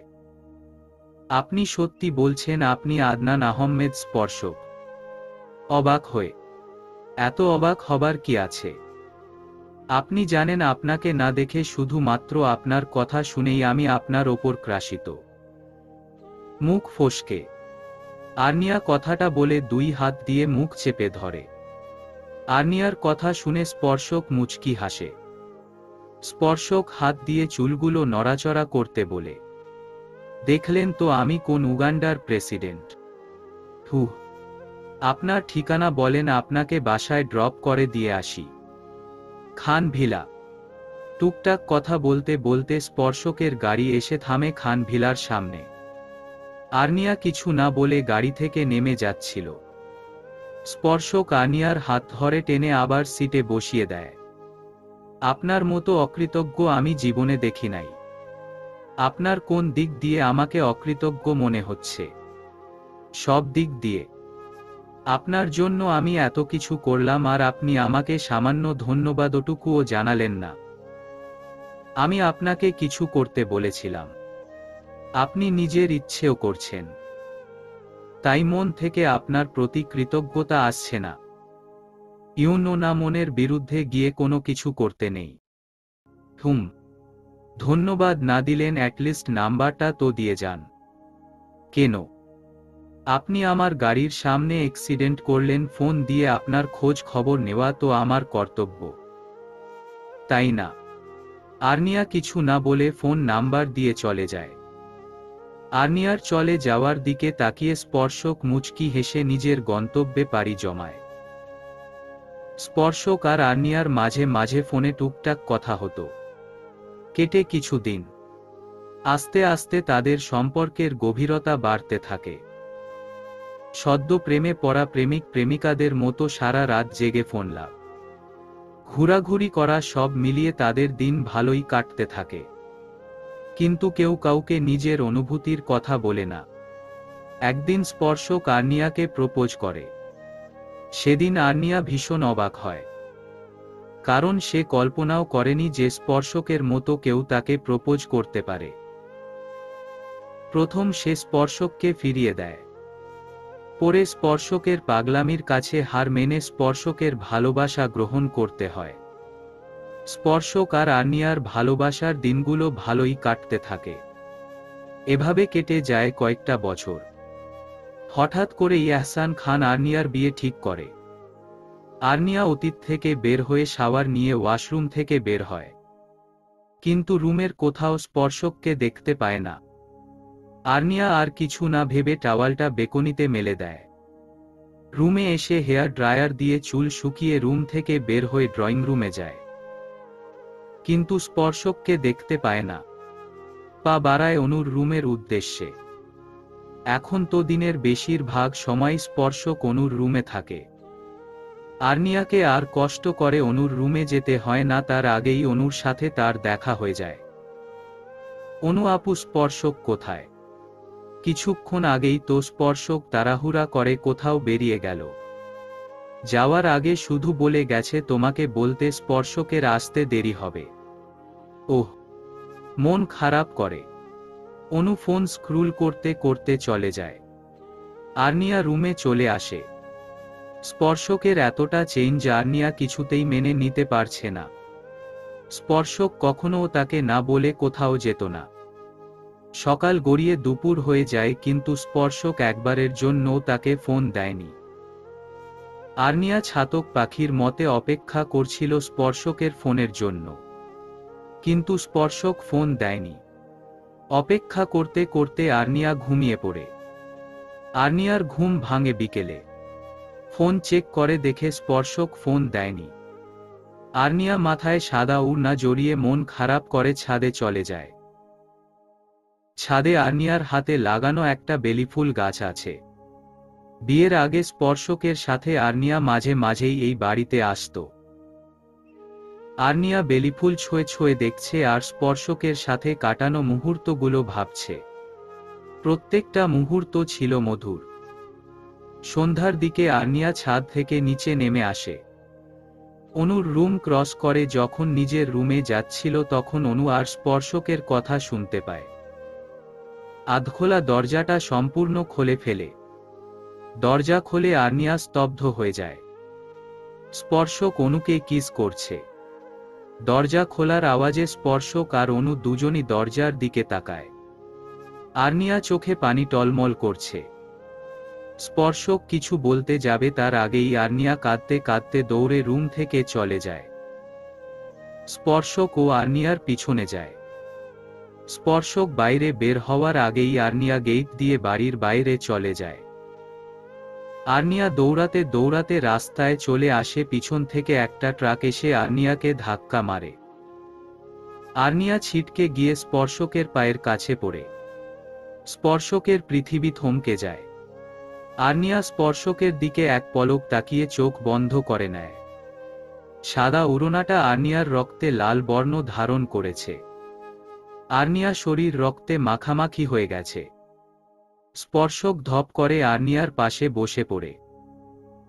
স্পর্শক যেন অনুভূতি শূন্য হয়ে গেছে। স্পর্শক রাস্তায় পড়ে থাকা আর্নিয়ার নিস্তেজ দেহের দিকে তাকিয়ে আছে। আরু কথা বলো। আরু তুমি আমার সাথে কথা বলবে না? আমার ওপর তোমার এত অভিমান যে আমার সাথে কথা বলবে না? স্পর্শক আমাদের এখন আর্নিয়াকে নিয়ে হসপিটালে যাওয়া উচিত। আমার আরু কোথাও যাবে না। আমার আরু আমার সাথে থাকবে। দেখ স্পর্শক, এখন পাগলামি করিস না। এখন আর্নিয়াকে নিয়ে হসপিটালে যাওয়া উচিত। না হলে আর্নিয়ার বড় কোনো ক্ষতি হয়ে যাবে। আমার আরুর কিচ্ছু হবে না। স্পর্শক আর্নিয়াকে কোলে তুলে নেয়। এর মাঝে অ্যাম্বুলেন্স চলে আসে। অনু ফোন করেছিল। স্পর্শক হসপিটালের করিডোরে সিটে হেলান দিয়ে বসে আছে। কিছুক্ষণ আগেই আর্নিয়াকে অপারেশন থিয়েটারে নেওয়া হয়েছে। অনু এসে স্পর্শকের কাঁধে হাত রাখে। স্পর্শক অনুর হাত মুঠো করে করে কেঁদে দেয়। অনু, আমি আমার আরুর খেয়াল রাখতে পারলাম না। ও আমাকে ভুল বুঝে দূরে সরে গেল। অপারেশন থিয়েটারে থেকে একটা নার্স বের হলো। স্পর্শক দৌড়ে নার্সটার কাছে গেল। আমার ওয়াইফ কেমন আছে? আপনার ওয়াইফের অবস্থা সিরিয়াস। বাঁচার চান্স খুবই কম। আমরা আমাদের সাধ্যমতো চেষ্টা করছি, বাকিটা আল্লাহর হাতে। কথাটা শোনার সাথে সাথেই স্পর্শক সেন্সলেস হয়ে পড়ে যেতে নিলে অনু ধরে ফেলে। কয়েকটা ওয়ার্ড বয় স্পর্শককে ধরে কেবিনে নিয়ে যায়। ডক্টর অনুর কথায় স্পর্শককে একটা ঘুমের ইনজেকশন দিয়ে দেয়। 3 ঘন্টা পর স্পর্শকের ঘুম ভাঙে। আশেপাশে চোখ বুলিয়ে বুঝতে পারে সে একটা কেবিনে আছে। আর্নিয়ার কথা মাথায় আসতেই স্পর্শক তাড়াহুড়া করে বেড থেকে নেমে রুম থেকে বের হতে যাবে, তার আগেই কারোর সাথে ধাক্কা লাগে। তাকিয়ে দেখে অনু। অনু, আমার আরু কোথায়? এখন কেমন আছে? অপারেশন শেষ হয়ে গেছে। কি হলো? কথা বলছিস না কেন? তুই আমাকে কথা বলার সুযোগ দিয়েছিস, নিজেই তো বকবক করে যাচ্ছিস। আর এতগুলো প্রশ্ন একসাথে করলে কোনটা রেখে কোনোটার উত্তর দিব? অনুর বাচ্চা, এত কথা না বলে আমি যা জিজ্ঞেস করছি তার উত্তর দে। আর্নিয়া অপারেশন সাকসেসফুল হয়েছে। আর্নিয়ার আর কোনো বিপদ নেই, এখন মোটামুটি সুস্থ আছে। কেবিনে দেওয়া হয়েছে। কিছুক্ষণের মাঝে জ্ঞান ফিরে আসবে। তুই তো আমাকে ভয় পাইয়ে দিয়েছিলি। এখন কেমন লাগছে তোর? স্পর্শক অনুর কথা পাত্তা না দিয়ে পা বাড়ায় আর্নিয়ার কেবিনের দিকে। কেবিনের দরজা ঠেলে কেবিনে প্রবেশ করে স্পর্শক। রুমে প্রবেশ করতেই আর্নিয়াকে দেখে স্পর্শকের বুকটা ধক করে ওঠে। আর্নিয়ার হাতে পায়ে মাথায় ব্যান্ডেজ করা। স্পর্শক আর্নিয়ার পাশে ধপ করে বসে পড়ে। আর্নিয়ার একটা হাত নিজের হাতের মুঠোয় নিয়ে নেয়। আরু তুমি কি করে তোমার স্পর্শককে ভুল বুঝতে পারলে? তুমি জানো না তোমার স্পর্শক অন্য কোনো মেয়েকে স্পর্শ তো অনেক দূরের কথা। তার আরু ছাড়া অন্য কাউকে ভালোবাসার কথাও কল্পনা করতে পারে না। আর অনুকে আমি নিজের বোন ছাড়া অন্য কিছু ভাবি না। স্পর্শকের চোখ থেকে অঝোর ধারায় পানি পড়ছে। স্পর্শক চোখ বন্ধ করে আর্নিয়ার হাতে কয়েকটা ভালোবাসার পরশ এঁকে দেয়। গালে কারো হাতে স্পর্শ পেয়ে স্পর্শক চোখ খুলে। আর্নিয়া তার দিকে ডেব ডেব করে তাকিয়ে আছে। স্পর্শক আর্নিয়ার দিকে তাকাতেই আর্নিয়া ফিক করে হেসে দেয়। স্পর্শক আর্নিয়ার হাসি দেখে ভ্রু কুঁচকে তাকায়। ইশারায় জিজ্ঞেস করে কি কাঁদলে তোমাকে বাচ্চাদের মতো লাগে? কথাটা বলে আর্নিয়া আবার হেসে দেয়। স্পর্শক বুঝতে পারছে আর্নিয়ার হাসতে ভীষণ কষ্ট হচ্ছে, তবু তাকে হাসানোর জন্য হাসছে। স্পর্শক আর্নিয়ার হাতটাকে আরো শক্ত করে মুঠোয় নিয়ে নেয়। আরু তুমি আমাকে ক্ষমা করে দিও, আজকে আমার জন্য তোমার এই অবস্থা। ছি ছি স্পর্শক, তুমি আমার কাছে ক্ষমা চাইছো কেন? ভুল তো আমি করেছি, ক্ষমা তো আমার চাওয়া উচিত। তুমি আমাকে ক্ষমা করে দাও। আমি তোমাকে আর অনু আপুকে জড়িয়ে কি সব ভাবছিলাম। আমার বুঝা উচিত ছিল আমার স্পর্শক আমাকে ছাড়া আর কাউকে ভালোবাসতে পারে না। এই সব কথা বাদ দাও, এখন বলো তুমি কি খাবে? তোমাকে মানে চকলেট, আইসক্রিম আর ফুচকা খাবো। স্পর্শক আর্নিয়া মুখে এসব খাবারের নাম শুনে চোখ বড় বড় করে তাকায়। সে তো জানতো এই আরু এসব পছন্দ করে না, যে করতো সে তো হারিয়ে গেছে। আর কোনোদিন ফিরে পাবে নাকি তা জানে না স্পর্শক। আমার মামুনিটা কেমন আছে? থমথমে পুরুষালী কণ্ঠ শুনে দুজনেই বাঁকা চোখে দরজার দিকে তাকায়। এহসান খানকে দেখেই আর্নিয়ার চোখে ধপ করে আগুন জ্বলে ওঠে। এহসান খান ভিতরে আসতে চাইলে বাধা দেয় আর্নিয়া। তুমি এক পাও কেবিনের ভিতরে রাখবে না কেন মামুনি? বলতে বলতে কয়েক পা এগিয়ে আসে এহসান খান। আর্নিয়া স্পর্শককে উদ্দেশ্য করে বলে, স্পর্শক এই লোকটাকে চলে যেতে বলো, আমি এই লোকটাকে সহ্য করতে পারছি না। স্পর্শক এই লোকটাকে চলে যেতে বলো। স্পর্শক এহসান খানকে চলে যেতে কি বলবে? তার তো মুখ দিয়ে কথাই বের হচ্ছে না। স্পর্শক তো এখনো অবাকের রেশি কাটিয়ে উঠতে পারছে না। যে মেয়ে তার বাবা অন্তঃপ্রাণ সেই নাকি তার বাবাকে সহ্য করতে পারছে না। যে মেয়ে তার বাবা অন্তঃপ্রাণ সেই নাকি তার বাবাকে সহ্য করতে পারছে না। স্পর্শক নিজেকে সামলে নিয়ে এহসান খানকে উদ্দেশ্য করে বলে, মি খান আপনি এখান থেকে চলে যান। না, আমি আমার মেয়ের সাথে কথা না বলে যাব না। আমি জানি আমার আরু সোনা আমার ওপর অভিমান করেছে, তাই আমার সাথে কথা বলতে চাইছে না। আরু মামুনি পাপার সাথে এত অভিমান করলে চলে? তুমি যে আমার সাথে এমন ব্যবহার করছো তাতে আমি ভীষণ কষ্ট পেয়েছি। স্পর্শক এই লোকটাকে এসব ন্যাকামো বন্ধ করতে বলো আর এখান থেকে চলে যেতে বলো। আপনি কি এখান থেকে যাবেন নাকি আমাকে অন্য কোনো ব্যবস্থা নিতে হবে? কঠিন সুরে। আরু মামুনি এই শয়তানটা কি তোমাকে কোনো কিছু নিয়ে ভয় দেখিয়ে এসব বলতে বাধ্য করেছে? ভয়ের কিছু নেই, আমাকে বলতে পারো। স্পর্শক তোমার বা আমার কোনো ক্ষতি করতে পারবে না। স্পর্শক তুমি এই লোকটাকে এক্ষুনি এই কেবিন থেকে বেরিয়ে যেতে বলো, না হলে কিন্তু আমি এখান থেকে চলে যাব। আর্নিয়া বেড থেকে উঠতে গেলেই স্পর্শক ধরে শুইয়ে দেয় আর্নিয়াকে। স্পর্শক কয়েকটা গার্ড ডেকে এহসান খানকে গাড় ধাক্কা দিয়ে কেবিন থেকে বের করে দেয়। এহসান খান রেগে হাতে থাকা বুকেটা ছুঁড়ে ফেলে দেয়।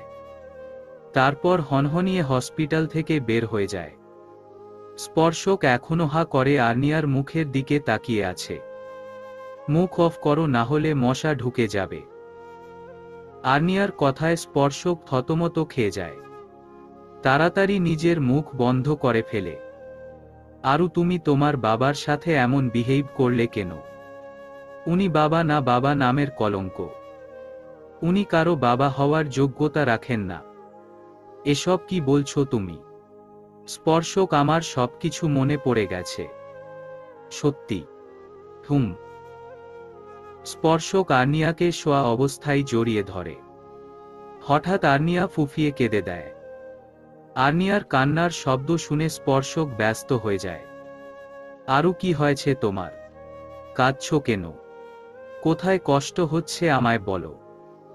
স্পর্শক, পাপা কি করে পারলো আমার মাম্মা, বাবাই, স্পর্শকের বাবা আর মামুনিকে, স্পর্শকের মা খুন করতে?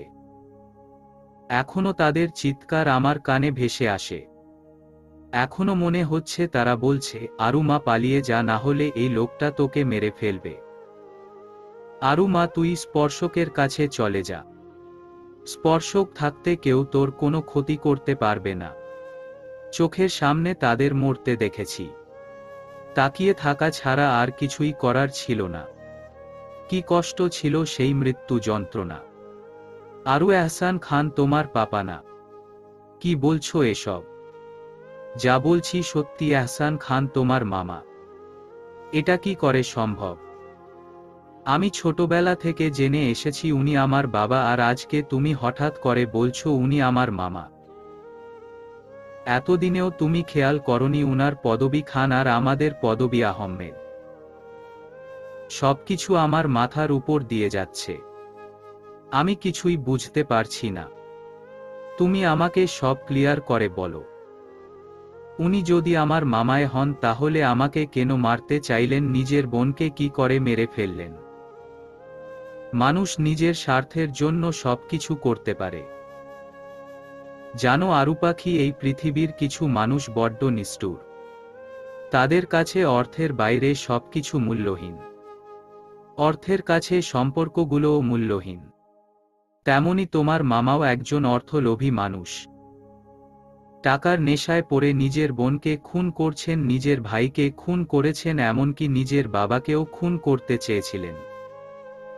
এভাবে ঘুরিয়ে পেঁচিয়ে না বলে তুমি সবকিছু ক্লিয়ার করে বলো। আজকে তোমাকে সবকিছু খুলে বলবো। সবকিছুর সূচনা হয়েছিল আজ থেকে 20 বছর আগে।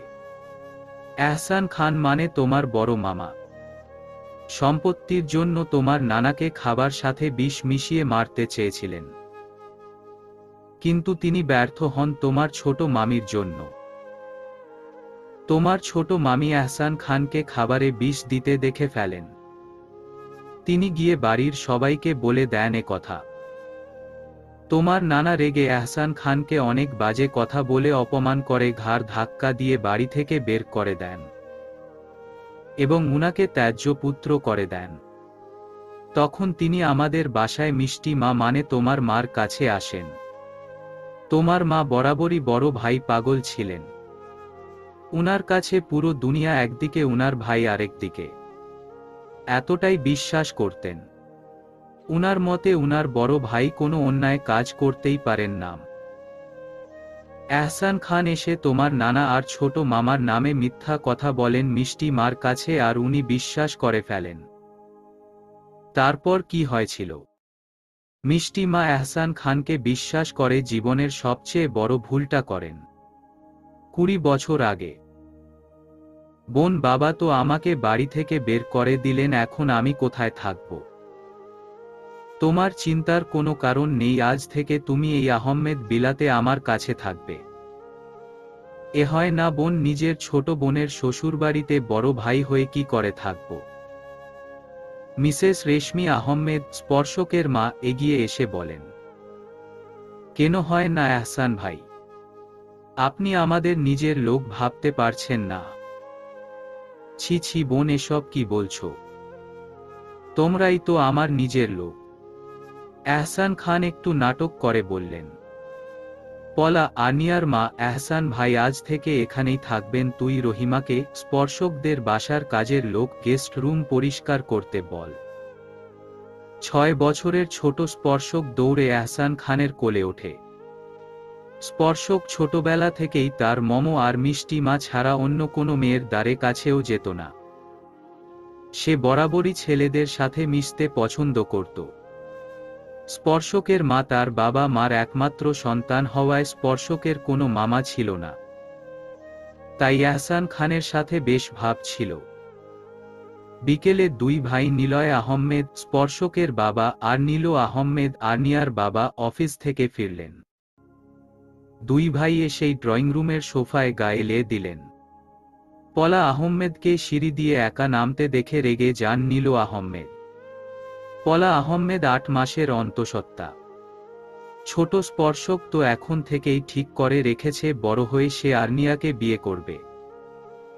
স্পর্শিয়া আহমেদ আর্নিয়া নামটাও স্পর্শক নিজের নামের সাথে মিলিয়ে রেখেছে। দেখতে দেখতে কেটে যায় 2টা মাস, জন্ম হয় আর্নিয়ার। আর্নিয়াকে কোলে নিয়ে স্পর্শকের সে কি আনন্দ! সে তার বউকে সবার প্রথম কোলে নিয়েছে। নিলয় আহমেদ আর নীলু আহমেদ স্পর্শক আর আর্নিয়ার বিয়ে ঠিক করে রাখেন। আর্নিয়ার বয়স 1 বছর। হঠাৎ করেই নীলু আহমেদের বাল ক্যান্সার ধরা পড়ে। লাস্ট স্টেজে হওয়ায় চিকিৎসা করেও কোনো উন্নতি হয়নি। বেশ কিছুদিনের মাঝেই আর্নিয়াকে বুকে জড়িয়ে শেষ নিঃশ্বাস ত্যাগ করেন নীলু আহমেদ। পরিবার প্রিয়জন সবাইকে ছেড়ে চিরকালের মতো চলে যান নীলু আহমেদ। নিজেকে স্বামীকে হারিয়ে ভেঙে পড়েন পলা আহমেদ। তখন এহসান খান দায়িত্ব নেয় আর্নিয়ার। যখন থেকে আর্নিয়া কথা বলতে পারে তখন থেকেই এহসান খানকে বাবা ডাকে। সময় সময়ের মতো চলতে থাকে। সময় কারো জন্য থেমে থাকে না, তেমনি কারো জন্য কারো জীবন থেমে থাকে না।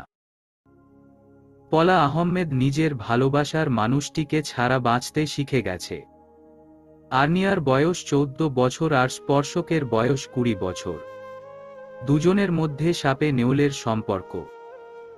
আবার কেউ কাউকে ছাড়া 1 মিনিটের জন্য থাকতে পারে না। দুজন দুজনকে ভালোবাসে ঠিকই, কিন্তু কেউ কারো কাছে প্রকাশ করে না। স্পর্শক লন্ডনের নামকরা ভার্সিটিতে চান্স পায়, কিন্তু সে যাবে না। সে তার আর্নিয়াকে ছাড়া থাকতে পারবে না। সবাই মিলে তাকে অনেক বুঝায়, সে রাজি হয়, তবে তার একটা শর্ত আছে। আর্নিয়ার সাথে যদি তার বিয়ে দেয় তবেই লন্ডন যাবে, আর না হলে না। আর কোনো উপায় না পেয়ে সবাই রাজি হয়ে যায়। ঘরোয়াভাবেই স্পর্শকের সাথে আর্নিয়ার বিয়ে ব্যবস্থা করেন নিলয় আহমেদ। দুজনই প্রাপ্ত বয়স্ক হলে ধুমধাম করে বিয়ে দেওয়া হবে। 1 সপ্তাহ পরে স্পর্শক লন্ডন চলে যাবে 3 বছরের জন্য। তাই আজকে স্পর্শক আর আর্নিয়ার বিয়ে। স্বাভাবিকভাবে তাদের বিয়ে হয়। স্পর্শকের ইচ্ছেতে আর্নিয়া আজকে লাল টুকটুকে বউ সেজেছে। আজকে আর্নিয়ার থেকে চোখ ফেরানো দায় হয়ে গেছে। গোল্ডেন কালার শেরওয়ানি তো প্রিন্সের থেকে কোনো অংশে কম লাগছে না স্পর্শককে। বাসর ঘরে বসে আছে আর্নিয়া, তার থেকে 5 ইঞ্চি দূরে বসে আছে স্পর্শক। এক ধ্যানে তাকিয়ে আছে আর্নিয়ার দিকে। আর্নিয়া পরনে নীল শাড়ি, যেটা স্পর্শক নিজে হাতে পরিয়ে দিয়েছে আর্নিয়াকে। কেটে যায় একটা সপ্তাহ। আজকে স্পর্শক 3 বছরের জন্য চলে যাবে লন্ডনে। স্পর্শকের যাওয়ার সময় হলেই স্পর্শককে জড়িয়ে ধরে আর্নিয়ার, সে কি কান্না! কিছুতেই স্পর্শককে ছাড়তে চাইছে না। এহসান খান অনেক কষ্টে আর্নিয়াকে আটকে রাখে। 3 বছর পর আজকে আহমেদ বিলায় খুশির সীমা নেই। কারণ 3 বছর পর বাড়ির ছেলে বাড়ি ফিরে আসছে। নতুন রূপে সেজেছে আহমেদ বিলা। 3 দিন পর খুব ধুমধাম করে স্পর্শক আর আর্নিয়া বিয়ে দিবে নিলয় আহমেদ। আর্নিয়া আজকে খুব সুন্দর করে সেজেছে। লাল পাড়ের সাদা শাড়ি পরেছে। স্পর্শক ইচ্ছে ছিল সে তার পিচ্চি বউকে লাল পাড়ের সাদা শাড়ি নিজের হাতে পরিয়ে দিবে। নিজ হাতে পায়ে আলতা দিয়ে, চোখ ঘন কালো কাজল, ঠোঁটে লাল লিপস্টিক, খোলা চুলে সাদা গোলাপ ফুল গুজে দিবে। আর্নিয়া স্পর্শকের মনের মতো করে সেজেছে। স্পর্শক তাকে এয়ারপোর্টে এমন সাজে দেখে চমকে যায়। কিন্তু আফসোস, স্পর্শক নিজের হাতে আর্নিয়াকে সাজাতে পারেনি। আর্নিয়া ড্রয়িং রুমে আসে। আর্নিয়াকে দেখে তার মা জিজ্ঞেস করে, কিরে তুই এভাবে সেজেছিস কেন? আর গ্রামের মেয়েদের মতো শাড়ি পরেছিস কেন? আর্নিয়া কি বলবে ভেবে পাচ্ছে না। সে তো আর তার মাকে বলতে পারবে না স্পর্শকের মনের মতো করে নিজেকে সাজিয়ে তুলেছে। আর্নিয়া আমতা আমতা করে কিছু বলতে যাবে তখনই স্পর্শকের মা মুচকি হেসে আর্নিয়ার মায়ের কাঁধে হাত রেখে বলে, পলা দেখছিস আমাদের মেয়েটা কত বড় হয়ে গেছে, নিজের স্বামীর মনের মতো করে নিজেকে সাজিয়ে তুলেছে। স্পর্শকের মায়ের কথা শুনে আর্নিয়া লজ্জায় মাথা নামিয়ে ফেলে। আর্নিয়া আমতা আমতা করে বলে, আমি গাড়িতে বসছি, তোমরা এসো, এয়ারপোর্ট যাওয়ার সময় হয়ে গেছে। কথাটা বলে আর্নিয়া দৌড়ে চলে যায়। এয়ারপোর্ট। স্পর্শক দাঁড়িয়ে আছে আর্নিয়ার সামনে। 3 বছর পর দুজন দুজনকে দেখছে। এই 3 বছর স্পর্শক ইচ্ছে করেই আর্নিয়ার সাথে কথা বলেনি। বললে ভুল হবে, বলেছে মাসে 1 থেকে 2 বার, তাও 2 থেকে 3 মিনিট। স্পর্শক চায়নি আর্নিয়া আবেগে ভেসে গিয়ে নিজের পড়াশোনার ক্ষতি করুক। 3 বছর আগের আর্নিয়া হলে এতক্ষণে স্পর্শকের বুকে ঝাঁপিয়ে পড়ত, কেঁদে কেঁদে স্পর্শকের বুক ভাসিয়ে দিত, হাজার অভিযোগ তুলে ধরত স্পর্শকের সামনে, অভিমানে গাল ফুলিয়ে রাখত।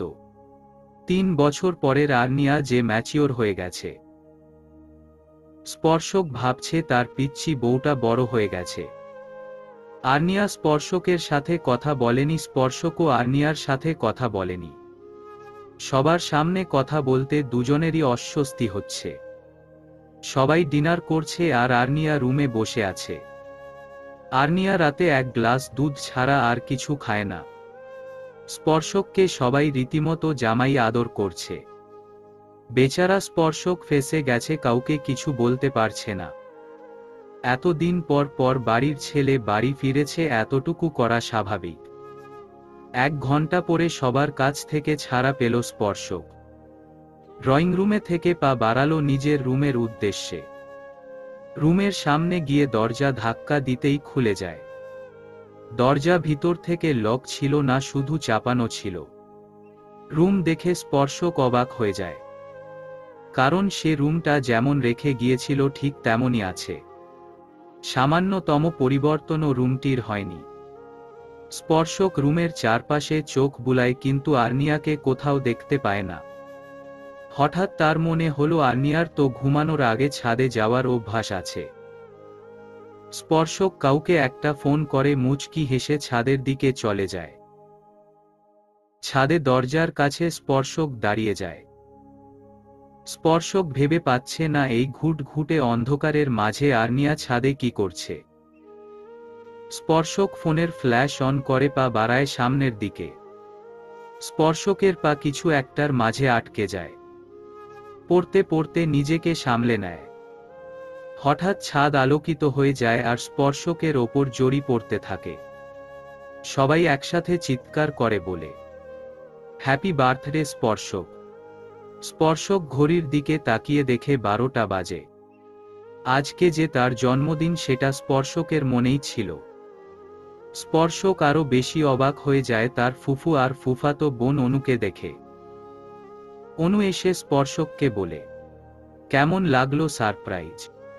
বলে বুঝাতে পারবো না, সব কিন্তু ভাবির প্ল্যান। ভাবি শব্দটা শুনে স্পর্শকের ভ্রু কুঁচকে আসে। কিছু একটা ভেবে স্পর্শক মাথা চুলকে মুচকি হাসে। সবাই একসাথে স্পর্শকের বার্থডে সেলিব্রেট করে। সেলিব্রেশন শেষে ঘুমানোর জন্য সবাই নিজের রুমের উদ্দেশ্যে পা বাড়ায়। আর্নিয়া যেতে নিলে স্পর্শক আর্নিয়ার হাত টেনে ধরে। এক টান দিয়ে নিজের কাছে নিয়ে আসে। কোমর জড়িয়ে ধরে আর্নিয়াকে নিজের সাথে মিশিয়ে নেয় স্পর্শক। আমি আসার পর থেকে তুই আমার সাথে একটা কথাও বলিসনি। নিশ্চুপ। আমার পিচ্চি বউটা কি আমার উপর খুব বেশি অভিমান করেছে? মাথা নাড়িয়ে অসম্মতি জানায় যে সে অভিমান করেনি। তাহলে কথা বলছিস না কেন? আর্নিয়া নিজেকে স্পর্শকের কাছ থেকে ছাড়িয়ে 2 হাত রেলিংয়ে রেখে আকাশের দিকে তাকিয়ে বলে, 3টা বছর আপনার সাথে দেখা হয়নি, কথা হয়েছে, তবু অপরিচিতদের মতো কেমন আছো এইটুকু জিজ্ঞেস করতেন। আমার উত্তর শোনার পর পরই ফোন কেটে দিতেন। আপনি কেমন আছেন এটা জিজ্ঞেস করার সময় পর্যন্ত দিতেন না। হয়তো এটা আমার ভালোর জন্যই করেছেন। এতদিন কথা না বলার কারণে আপনার সাথে কথা বলতে অস্বস্তি হচ্ছে। হওয়াটা কি স্বাভাবিক নয়? সবাই বলে দূরত্ব নাকি ভালোবাসা বাড়ায়। আমার মতে অনেক সময় দূরত্বের জন্য ভালোবাসা হারিয়ে যায়। একটা মানুষ যখন অপর পাশের ব্যক্তিটার কাছ থেকে অবহেলা পায় তখন অন্য কারো কাছ থেকে একটুখানি গুরুত্ব পেলে তার কাছে চলে যায়। আর্নিয়া এটুকু বলে থামে। স্পর্শক ভাবছে তার আর্নিয়া কি অন্য কাউকে ভালোবেসে ফেলেছে। আর্নিয়ার ভালো করতে গিয়ে কি আর্নিয়াকে সারা জীবনের জন্য হারিয়ে ফেলল? কারণ সে তো আর্নিয়াকে কম ইগনোর করেনি। স্পর্শকের মনে এখন নানা প্রশ্ন উকি দিচ্ছে। 3 বছর আগে সে যে আর্নিয়াকে রেখে গিয়েছিল সে কখনো তাকে আপনি করে বলতো না। আর্নিয়া একটা লম্বা শ্বাস নিয়ে আবার বলতে শুরু করে, আপনার মনে এখন নানা প্রশ্ন উকি দিচ্ছে। এই 3 বছরে আমি কাউকে ভালোবেসে ফেলেছি নাকি? আমি কাউকে ভালোবাসিনি। হয়তো ভালোবেসে ফেলতাম, আমার নামের সাথে মিসেস নামক সিলমোহর যদি না লাগিয়ে দিতেন। এই 3টা বছর প্রত্যেক মুহূর্তে সবাই আমাকে মনে করিয়ে দিয়েছে আমি কারো আমানত। আপনি হয়তো ভাবছেন আমি আপনাকে হুট করে আপনি কেন ডাকছি। আপনাকে কি বলে সম্বোধন করব ভেবে পাচ্ছিলাম। হুট করেই মনে হলো আপনি সম্বোধনটাই বেস্ট। স্পর্শক আর্নিয়াকে নিজের দিকে ঘুরিয়ে আর্নিয়া চুলের ভাঁজে আলতো করে হাত ঢুকিয়ে দেয়।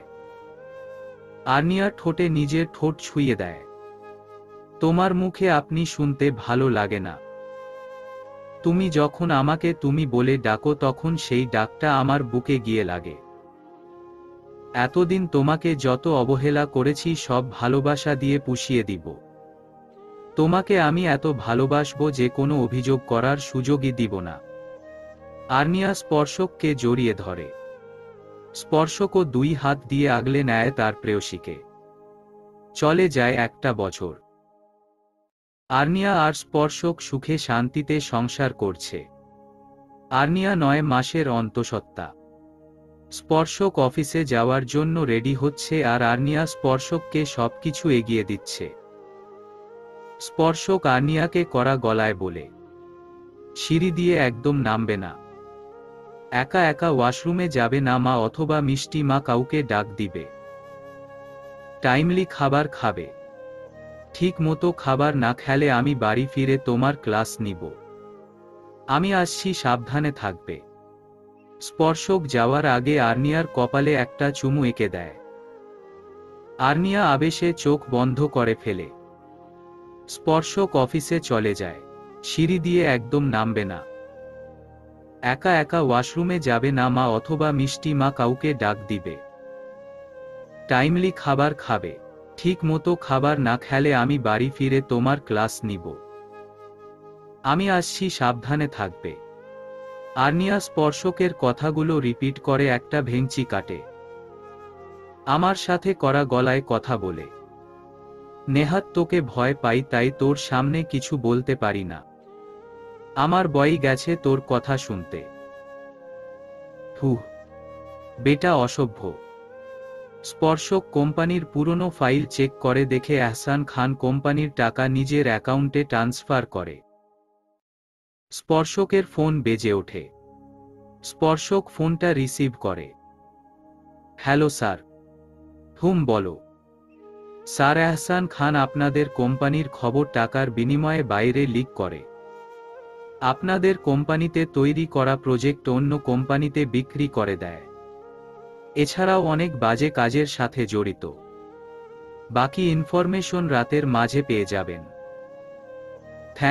Thank you so much. My pleasure sir. Bye. Sparshak তার বাবার কাছে যায় এবং সবকিছু খোলে বলে। স্পর্শক আর তার বাবা এহসান খানকে অপমান করে অফিস থেকে বের করে দেয়। এহসান খান যাওয়ার আগে শুধু বলে যায়, এই অপমানের বদলা আমি নিবই। স্পর্শক বাড়ি ফিরে পলা আহমেদকে তার ভাইয়ের কুকর্মের কথা সব বলে। সবকিছু শুনে পলা আহমেদ স্তব্ধ হয়ে যায়। তিনি বিশ্বাসই করতে পারছেন না এত বছর ধরে তার ভাই তার সাথে প্রতারণা করে আসছে। স্পর্শকের ফোন বেজে ওঠে। স্পর্শক ফোনটা রিসিভ করে।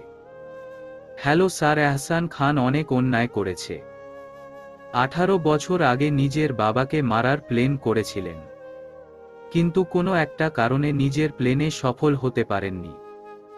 কয়েক বছর আগে নিজের হাতে নিজের ভাইকে খুন করেছেন, আর এসব তিনি করেছেন সম্পত্তির জন্য। সবকিছু শুনে স্পর্শক স্তব্ধ হয়ে যায়। হাত থেকে ফোনটা পড়ে যায়। পলা আহমেদ স্পর্শককে জিজ্ঞেস করে কি হয়েছে। স্পর্শক সব বলে। সব শুনে পলা আহমেদ হাউ মাউ করে কেঁদে দেয়। তিনি ভাবতে পারছেন না উনার ভাই একজন খুনি। তিনি এখন বুঝতে পারছেন এতদিন তিনি দুধ কলা দিয়ে কাল সাপ পুষেছেন। মিষ্টি মা, তুমি এভাবে কেঁদো না। তোমার কান্নার শব্দ শুনলে আরু এখানে চলে আসবে, আর এসব কিছু আরু জানতে পারলে কিছুতেই মেনে নিতে পারবে না। ও ভেঙে পড়বে। পলা আহমেদ নিজেকে সামলে বলে। স্পর্শক, তুমি আরুর কাছে যাও। কিন্তু মিষ্টি মা, আমি ঠিক আছি। তুমি আরুর কাছে যাও। আমি এখন একলা থাকতে চাই। আর হ্যাঁ, আরুকে তুমি কিছু বলো না, কারণ আরু এহসান ভাইকে খুব ভালোবাসে। আরু এটা মানতে পারবে না। এখন তুমি প্লিজ যাও। আচ্ছা। স্পর্শক নিজের রুমে আসে। রুমে এসে স্পর্শক হতভম্ব হয়ে যায়। রুমের জিনিসপত্র সব উল্টপালট। কাবাডের সব কাপড় নিচে পড়ে আছে। বেডে ওপরে চিপসের প্যাকেট, চকলেটের প্যাকেট খালি পড়ে আছে। আর্নিয়ার পরনে একটা কালো শাড়ি। বেডের মাঝখানে এলোমেলো ভাবে শুয়ে আছে আর্নিয়া। তার পাশেই পড়ে আছে আধ খাওয়া চকলেট। চকলেট খেতে খেতেই আর্নিয়া ঘুমিয়ে পড়ছে। স্পর্শক নিঃশব্দে হাসে। স্পর্শক সম্পূর্ণ রুমের পরিষ্কার করে, জিনিস গুছিয়ে রাখে। আর্নিয়াকে বেডে ঠিকভাবে শুইয়ে দিয়ে শাড়িটা ঠিক করে দিয়ে ওয়াশরুমে চলে যায় স্পর্শক। ওয়াশরুম থেকে বের হয়ে দেখে আর্নিয়া বেডের মাঝখানে বসে আছে, মন খারাপ করে। স্পর্শক এগিয়ে গিয়ে আর্নিয়ার গালে হাত দিয়ে বলে, আমার আরু বেবিটার কি হয়েছে? মন খারাপ কেন? পাপাকে এতদিনের জন্য কেন বিদেশ যেতে হলো? যাবে তো ঠিক আছে, আমার সাথে একবার দেখা করলো না, এর জন্য মন খারাপ করে থেকো না। কাকাই খুব তাড়াতাড়ি চলে আসবে। ইউনো না, এই সময় মন খারাপ করে থাকা ঠিক না। আমাকে কেমন লাগছে দেখতে? আর্নিয়া বেড থেকে নেমে স্পর্শকের সামনে দাঁড়িয়ে কথাটা বলে, তোমাকে কিউট গুলিমুলো বেবি লাগছে। আগে শাড়ি পরলে তুমি বলতে হট লাগছে, আর আজকে মন খারাপ করে। আগে তো তোমার পেট ফুলা ছিল না। আমাদের বেবি আসার পরে তোমার পেট ফুলে গেছে, আগের থেকে অনেক বেশি সুন্দর হয়ে গেছো। গুলিমুলো হয়ে গেছে। তোমার মাঝে একটা কিউট কিউট ভাব চলে আসছে। তার মানে আমাকে আগে কিউট লাগতো না? লাগতো, কিন্তু এখন একটু বেশি কিউট লাগে। পিছন থেকে জড়িয়ে ধরে কথাটা বলে স্পর্শক, আগের থেকে অনেক বেশি মোটা হয়ে গেছি। তার মানে আমার ওজন অনেকটা বেড়ে গেছে। তুমি এখন আর কথাই কথাই আমাকে কোলে তুলে নিতে পারবে না। হি হি হি। স্পর্শক আর্নিয়াকে কোলে তুলে নেয়। তোমার কি আমাকে এতটাই দুর্বল মনে হয় যে নিজের বউ আর বাচ্চাকে একসাথে কোলে নিতে পারবো না? তোমার মতো 3টা আর্নিয়াকে একসাথে কোলে নিতে পারবো। এভাবে কেটে গেল 15টা দিন। এই 15টা দিন স্পর্শক 1 সেকেন্ডের জন্য আর্নিয়ার পাশ থেকে নড়েনি। আজকে বাধ্য হয়েই তাকে অফিসে যেতে হলো। কারণ আজকে নিলয় আহমেদ অসুস্থ আর আজকে অফিসে একটা ইম্পর্টেন্ট মিটিং ছিল। যদি অ্যাটেন্ড না করে তাদের অনেক লস হয়ে যাবে, তাই বাধ্য হয়েই স্পর্শক অফিস গেল। সকাল 10টা। আর্নিয়া সোফায় বসে আচার খাচ্ছে আর টিভি দেখছে। তখনই কলিং বেল বেজে ওঠে। আর্নিয়া ভাবে স্পর্শক এসেছে, কারণ স্পর্শক যাওয়ার আগে বলে গিয়েছিল যত দ্রুত সম্ভব মিটিং শেষ করে চলে আসবে। দরজা খুলতেই দেখে এহসান খান দাঁড়িয়ে আছে। এতদিন পরে নিজের পাপাকে দেখে খুশিতে গদগদ হয়ে জড়িয়ে ধরে। পাপা, তুমি কেমন আছো? জানো তোমাকে কত এহসান খান আর্নিয়ার কথাটা শেষ করতে দেয় না, তার আগেই ধাক্কা দিয়ে আর্নিয়াকে নিজের থেকে সরিয়ে দেয়। ধাক্কাটা জোরে হওয়ায় আর্নিয়ার মাথা দেয়ালে লাগে। কপাল কেটে চুইয়ে চুইয়ে রক্ত পড়তে থাকে। আর্নিয়ার মাথা ঝিম মেরে আসছে। স্পর্শকের বাবা চিৎকার করে বলে, এটা তুমি কি করলে এহসান?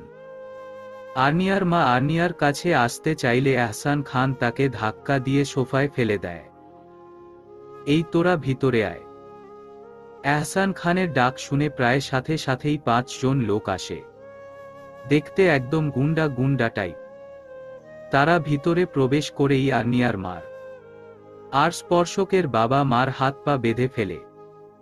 এহসান খান একটা নাইফ হাতে নিয়ে স্পর্শকের বাবার ঠোঁট স্লাইড করতে করতে বলে, এই মুখ দিয়ে তুই অপমান করেছিলি না আমাকে? এই মুখই যদি তোর কাছে না থাকে তাহলে অপমান করবি কি করে?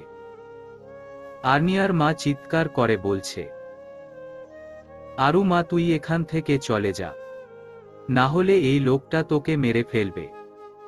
তুই স্পর্শকের কাছে চলে যা, স্পর্শক তোর কোনো ক্ষতি হতে দিবে না। এহসান খান স্পর্শকের বাবার মুখে অ্যাসিড ছুঁড়ে মারে। গলা কাটা মুরগির মতো ছটফট করতে থাকে নিলয় আহমেদ। আর্নিয়া এগিয়ে আসতে নিলে স্পর্শকের মা চিৎকার করে বলে, আরু তুই এখান থেকে চলে যা, তোর সন্তানের দিব্যি। আর্নিয়া অশ্রু সিক্ত নয়নে 3 জনের দিকে একবার তাকিয়ে দৌড়ে দরজা দিয়ে বেরিয়ে আসে। নিলয় আহমেদ যন্ত্রণায় ছটফট করতে করতে অজ্ঞান হয়ে যায়। এহসান খান এতক্ষণ খেয়াল করেনি যে আর্নিয়া এখান থেকে চলে গেছে। উনি যখনই বুঝতে পারলেন আর্নিয়া এখানে নেই তখনই একজন ডেকে বলে, রনি, দেখতো মেয়েটা কই গেল? এই অবস্থায় বেশি দূর যেতে পারবে না। এহসান খান বলার সাথে সাথেই 2টো লোক বেরিয়ে গেল আর্নিয়াকে খুঁজতে। এহসান খান স্পর্শকের বাবার কাছ থেকে সম্পত্তির দলিলে টিপ সই নিতে গেলে তাচ্ছিল্য সরে স্পর্শকের মা বলে, যত যাই করো কোনো প্রপার্টি তুমি পাবে না, কারণ নিলয়ের নামে কোনো প্রপার্টি নাই। এহসান খান বেশ রেগে যায়, এত বছর ধরে এই প্রপার্টির জন্য এত অভিনয় করলো, এখন বলে সেই প্রপার্টি পাবে না। এহসান খান রেগে পর 6টা গুলি করে শেষ করে দেয় 3টি মানুষের জীবন। আর্নিয়া আর দৌড়াতে পারছে না, তার পেটে তীব্র যন্ত্রণা হচ্ছে। আর্নিয়া পিছনে তাকিয়ে দেখে ছেলে দুটো তার কাছেই চলে এসেছে।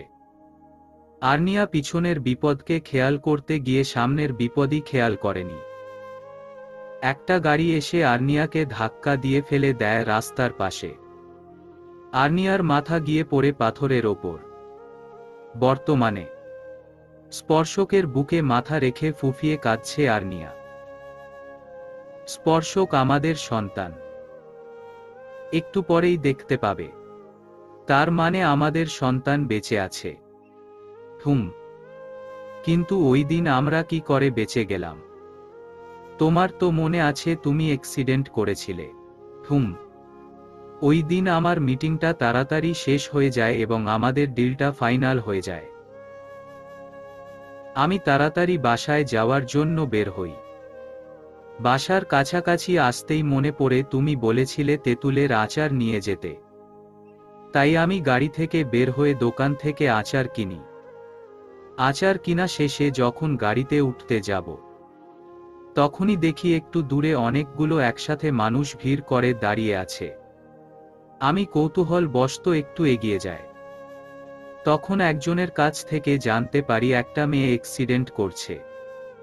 অ্যাক্সিডেন্ট কেস বলে কেউ সাহায্য করেছে না। মেয়েটা নাকি সন্তান সম্ভবা।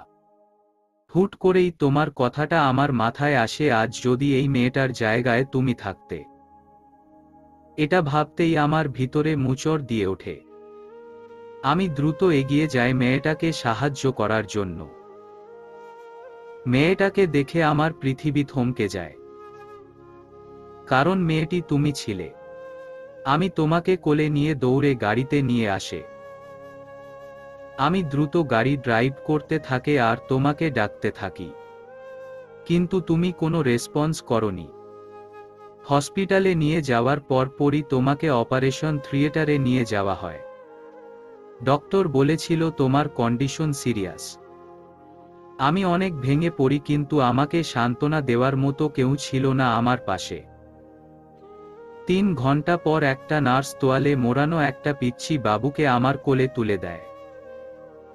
নার্স আমাকে কংগ্রেস জানিয়ে বলে আমার ছেলে হয়েছে। বাবুকে কোলে নিয়ে আমার ভীষণ ভয় করছিল যদি হাত থেকে পড়ে যায়। আল্লাহর অসীম রহমতে ওই দিন তোমরা দুজনেই সুস্থ হয়ে গেছিলে। ডক্টর বলেছিলে 3-4 ঘন্টার মাঝে তোমার জ্ঞান ফিরে আসবে। আমার মাথায় হঠাৎ করেই একটা প্রশ্ন উদয় হই। তুমি রাস্তায় একা কি করছিলে? আর তুমি অ্যাক্সিডেন্টই বা কিভাবে করলে? আমি বাসায় ফোন দেই, কিন্তু কেউ ফোন ধরে না। আমি তাড়াতাড়ি বাসায় চলে যাই। বাসার সামনে কোনো গার্ড না দেখে আমার মনে ভয় জেগে ওঠে। আমি দ্রুত বাসার ভিতরে প্রবেশ করি, কিন্তু কাউকে দেখতে পাই না। ড্রয়িং রুম জুড়ে শুধু রক্ত আর রক্ত। রক্ত দেখে আমার ভিতর মোচড় দিয়ে ওঠে। আমি সবাইকে ডাকি, কিন্তু কেউ সাড়া দেয় না।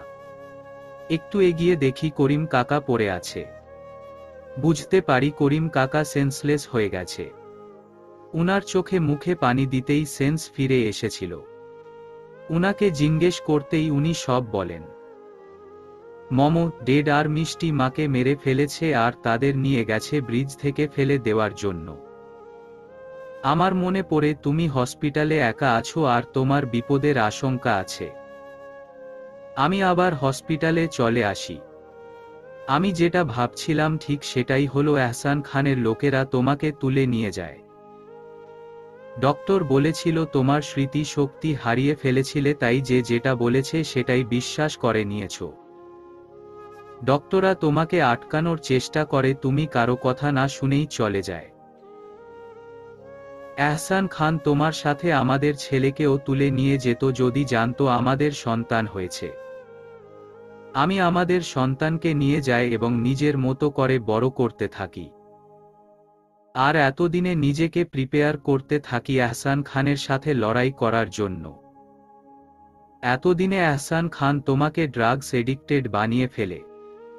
একদিন হুট করে পরিকল্পনা করে তোমার সাথে দেখা করি। তারপর থেকে তো আপনারা জানেনই। স্পর্শক, আমি ওই লোকটাকে নিজের হাতে শাস্তি দিতে চাই। অবশ্যই দিবে। আগে তুমি সুস্থ হও, তারপর। আমি ওই লোকটাকে এখনই শাস্তি দিতে চাই। এহসান খানকে আমি 2 ঘন্টার মাঝে আমার সামনে দেখতে চাই। স্পর্শক তার লোকদের ফোন করে বলে এহসান খানকে 1 ঘন্টার মাঝে আমার সামনে দেখতে চাই। স্পর্শক, আমাদের ছেলের নাম কি? আর ও এখন কোথায়? আমাদের ছেলের নাম স্পন্দন, আরও তোমাদের সন্তান এখানে। অন্য একটা ছেলেকে নিয়ে কেবিনের দরজার সামনে দাঁড়িয়ে আছে। আর্নিয়া স্পর্শকের দিকে তাকিয়ে আছে। স্পর্শক ইশারায় বুঝায় এটাই তাদের সন্তান। আর্নিয়া 2 হাত মেলে ধরে। ছেলেটি দৌড়ে এসে 2 হাতে ঝাপটে জড়িয়ে ধরে আর্নিয়াকে। মাম্মা, জানো এতদিন আমি তোমাকে কত মিস করেছি। পাপাকে কত বলেছি তোমাকে নিয়ে আসতে, কিন্তু পাপা বলেছিল তুমি নাকি আমার ওপর রাগ করেছ, তাই আসবে না। আর্নিয়া চোখ রাঙিয়ে স্পর্শকের দিকে তাকায়। স্পর্শক মাথা চুলকে একটা বেককল মার্কা হাসি দেয়। অনু বুঝতে পারছে এখনই কোনো ঝড় শুরু হয়ে যেতে পারে, তাই পরিস্থিতি সামলানোর জন্য বলে আরু তুই আমাকে আর স্পর্শককে কি করে ভুল বুঝলি? তুই ভাবলি কি করে স্পর্শক আমাকে লিপ কিস করছে? আমি স্পর্শকের ফোন কেড়ে নিয়ে আমার পিছনে লুকিয়ে ফেলেছিলাম। স্পর্শক ফোন নেওয়ার জন্য আমার দিকে ঝুঁকে গিয়েছিল। তুই ভাবলি স্পর্শক আমাকে কিস করছে আর এমন হাদারাম মার্কা সুইসাইড করার সিদ্ধান্ত নিলি।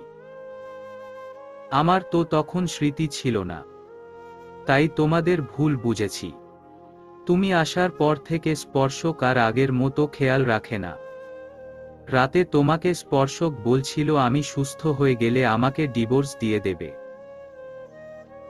ওই দিন রাতে স্পর্শক আমার সাথে ঘুমায়নি। পরের দিন আমাকে না বলে বাসা থেকে বের হয়ে যায়। এসব থেকেই ভুল বুঝা শুরু হয়। যখন তোমাদের কিসিং সিন দেখি আমার দুনিয়া থমকে যায়। মাথায় একটা কথাই ঘুরছিল, স্পর্শক আমাকে ভালোবাসে না, আমাকে ডিভোর্স দিয়ে দিবে। আমার বেঁচে থাকার কোনো মানেই হয় না, তাই এমন ডিসিশন নেই। ঠোঁট উল্টে স্পর্শক আর অনু দুজনই আর্নিয়ার দিকে চোখ বড় বড় করে তাকায়। স্পর্শক মাথায় হাত দিয়ে বলে, এই মেয়ে কিসের মাঝে কি লাগিয়ে দিয়েছে?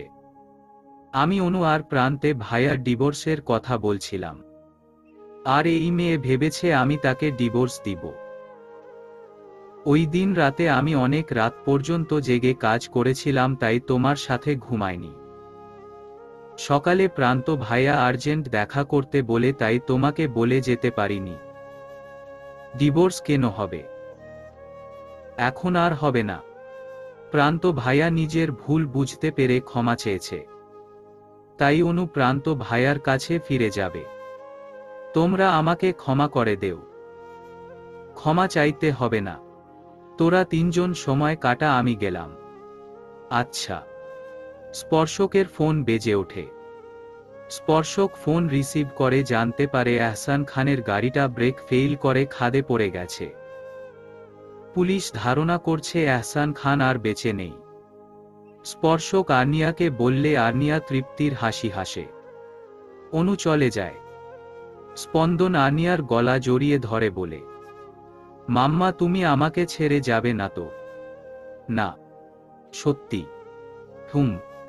স্পর্শক গাল ফুলিয়ে বলে, আম দুধে মিশে গেল, আমি আটি হয়ে গড়াগড়ি খাচ্ছি। স্পন্দন আর আর্নিয়া দুজন গিয়ে স্পর্শককে জড়িয়ে ধরে। সমাপ্ত। গল্পের নাম ভালোবাসি শুধু তোমায় আমি। লিখেছেন তাসনিম জাহান রিয়া।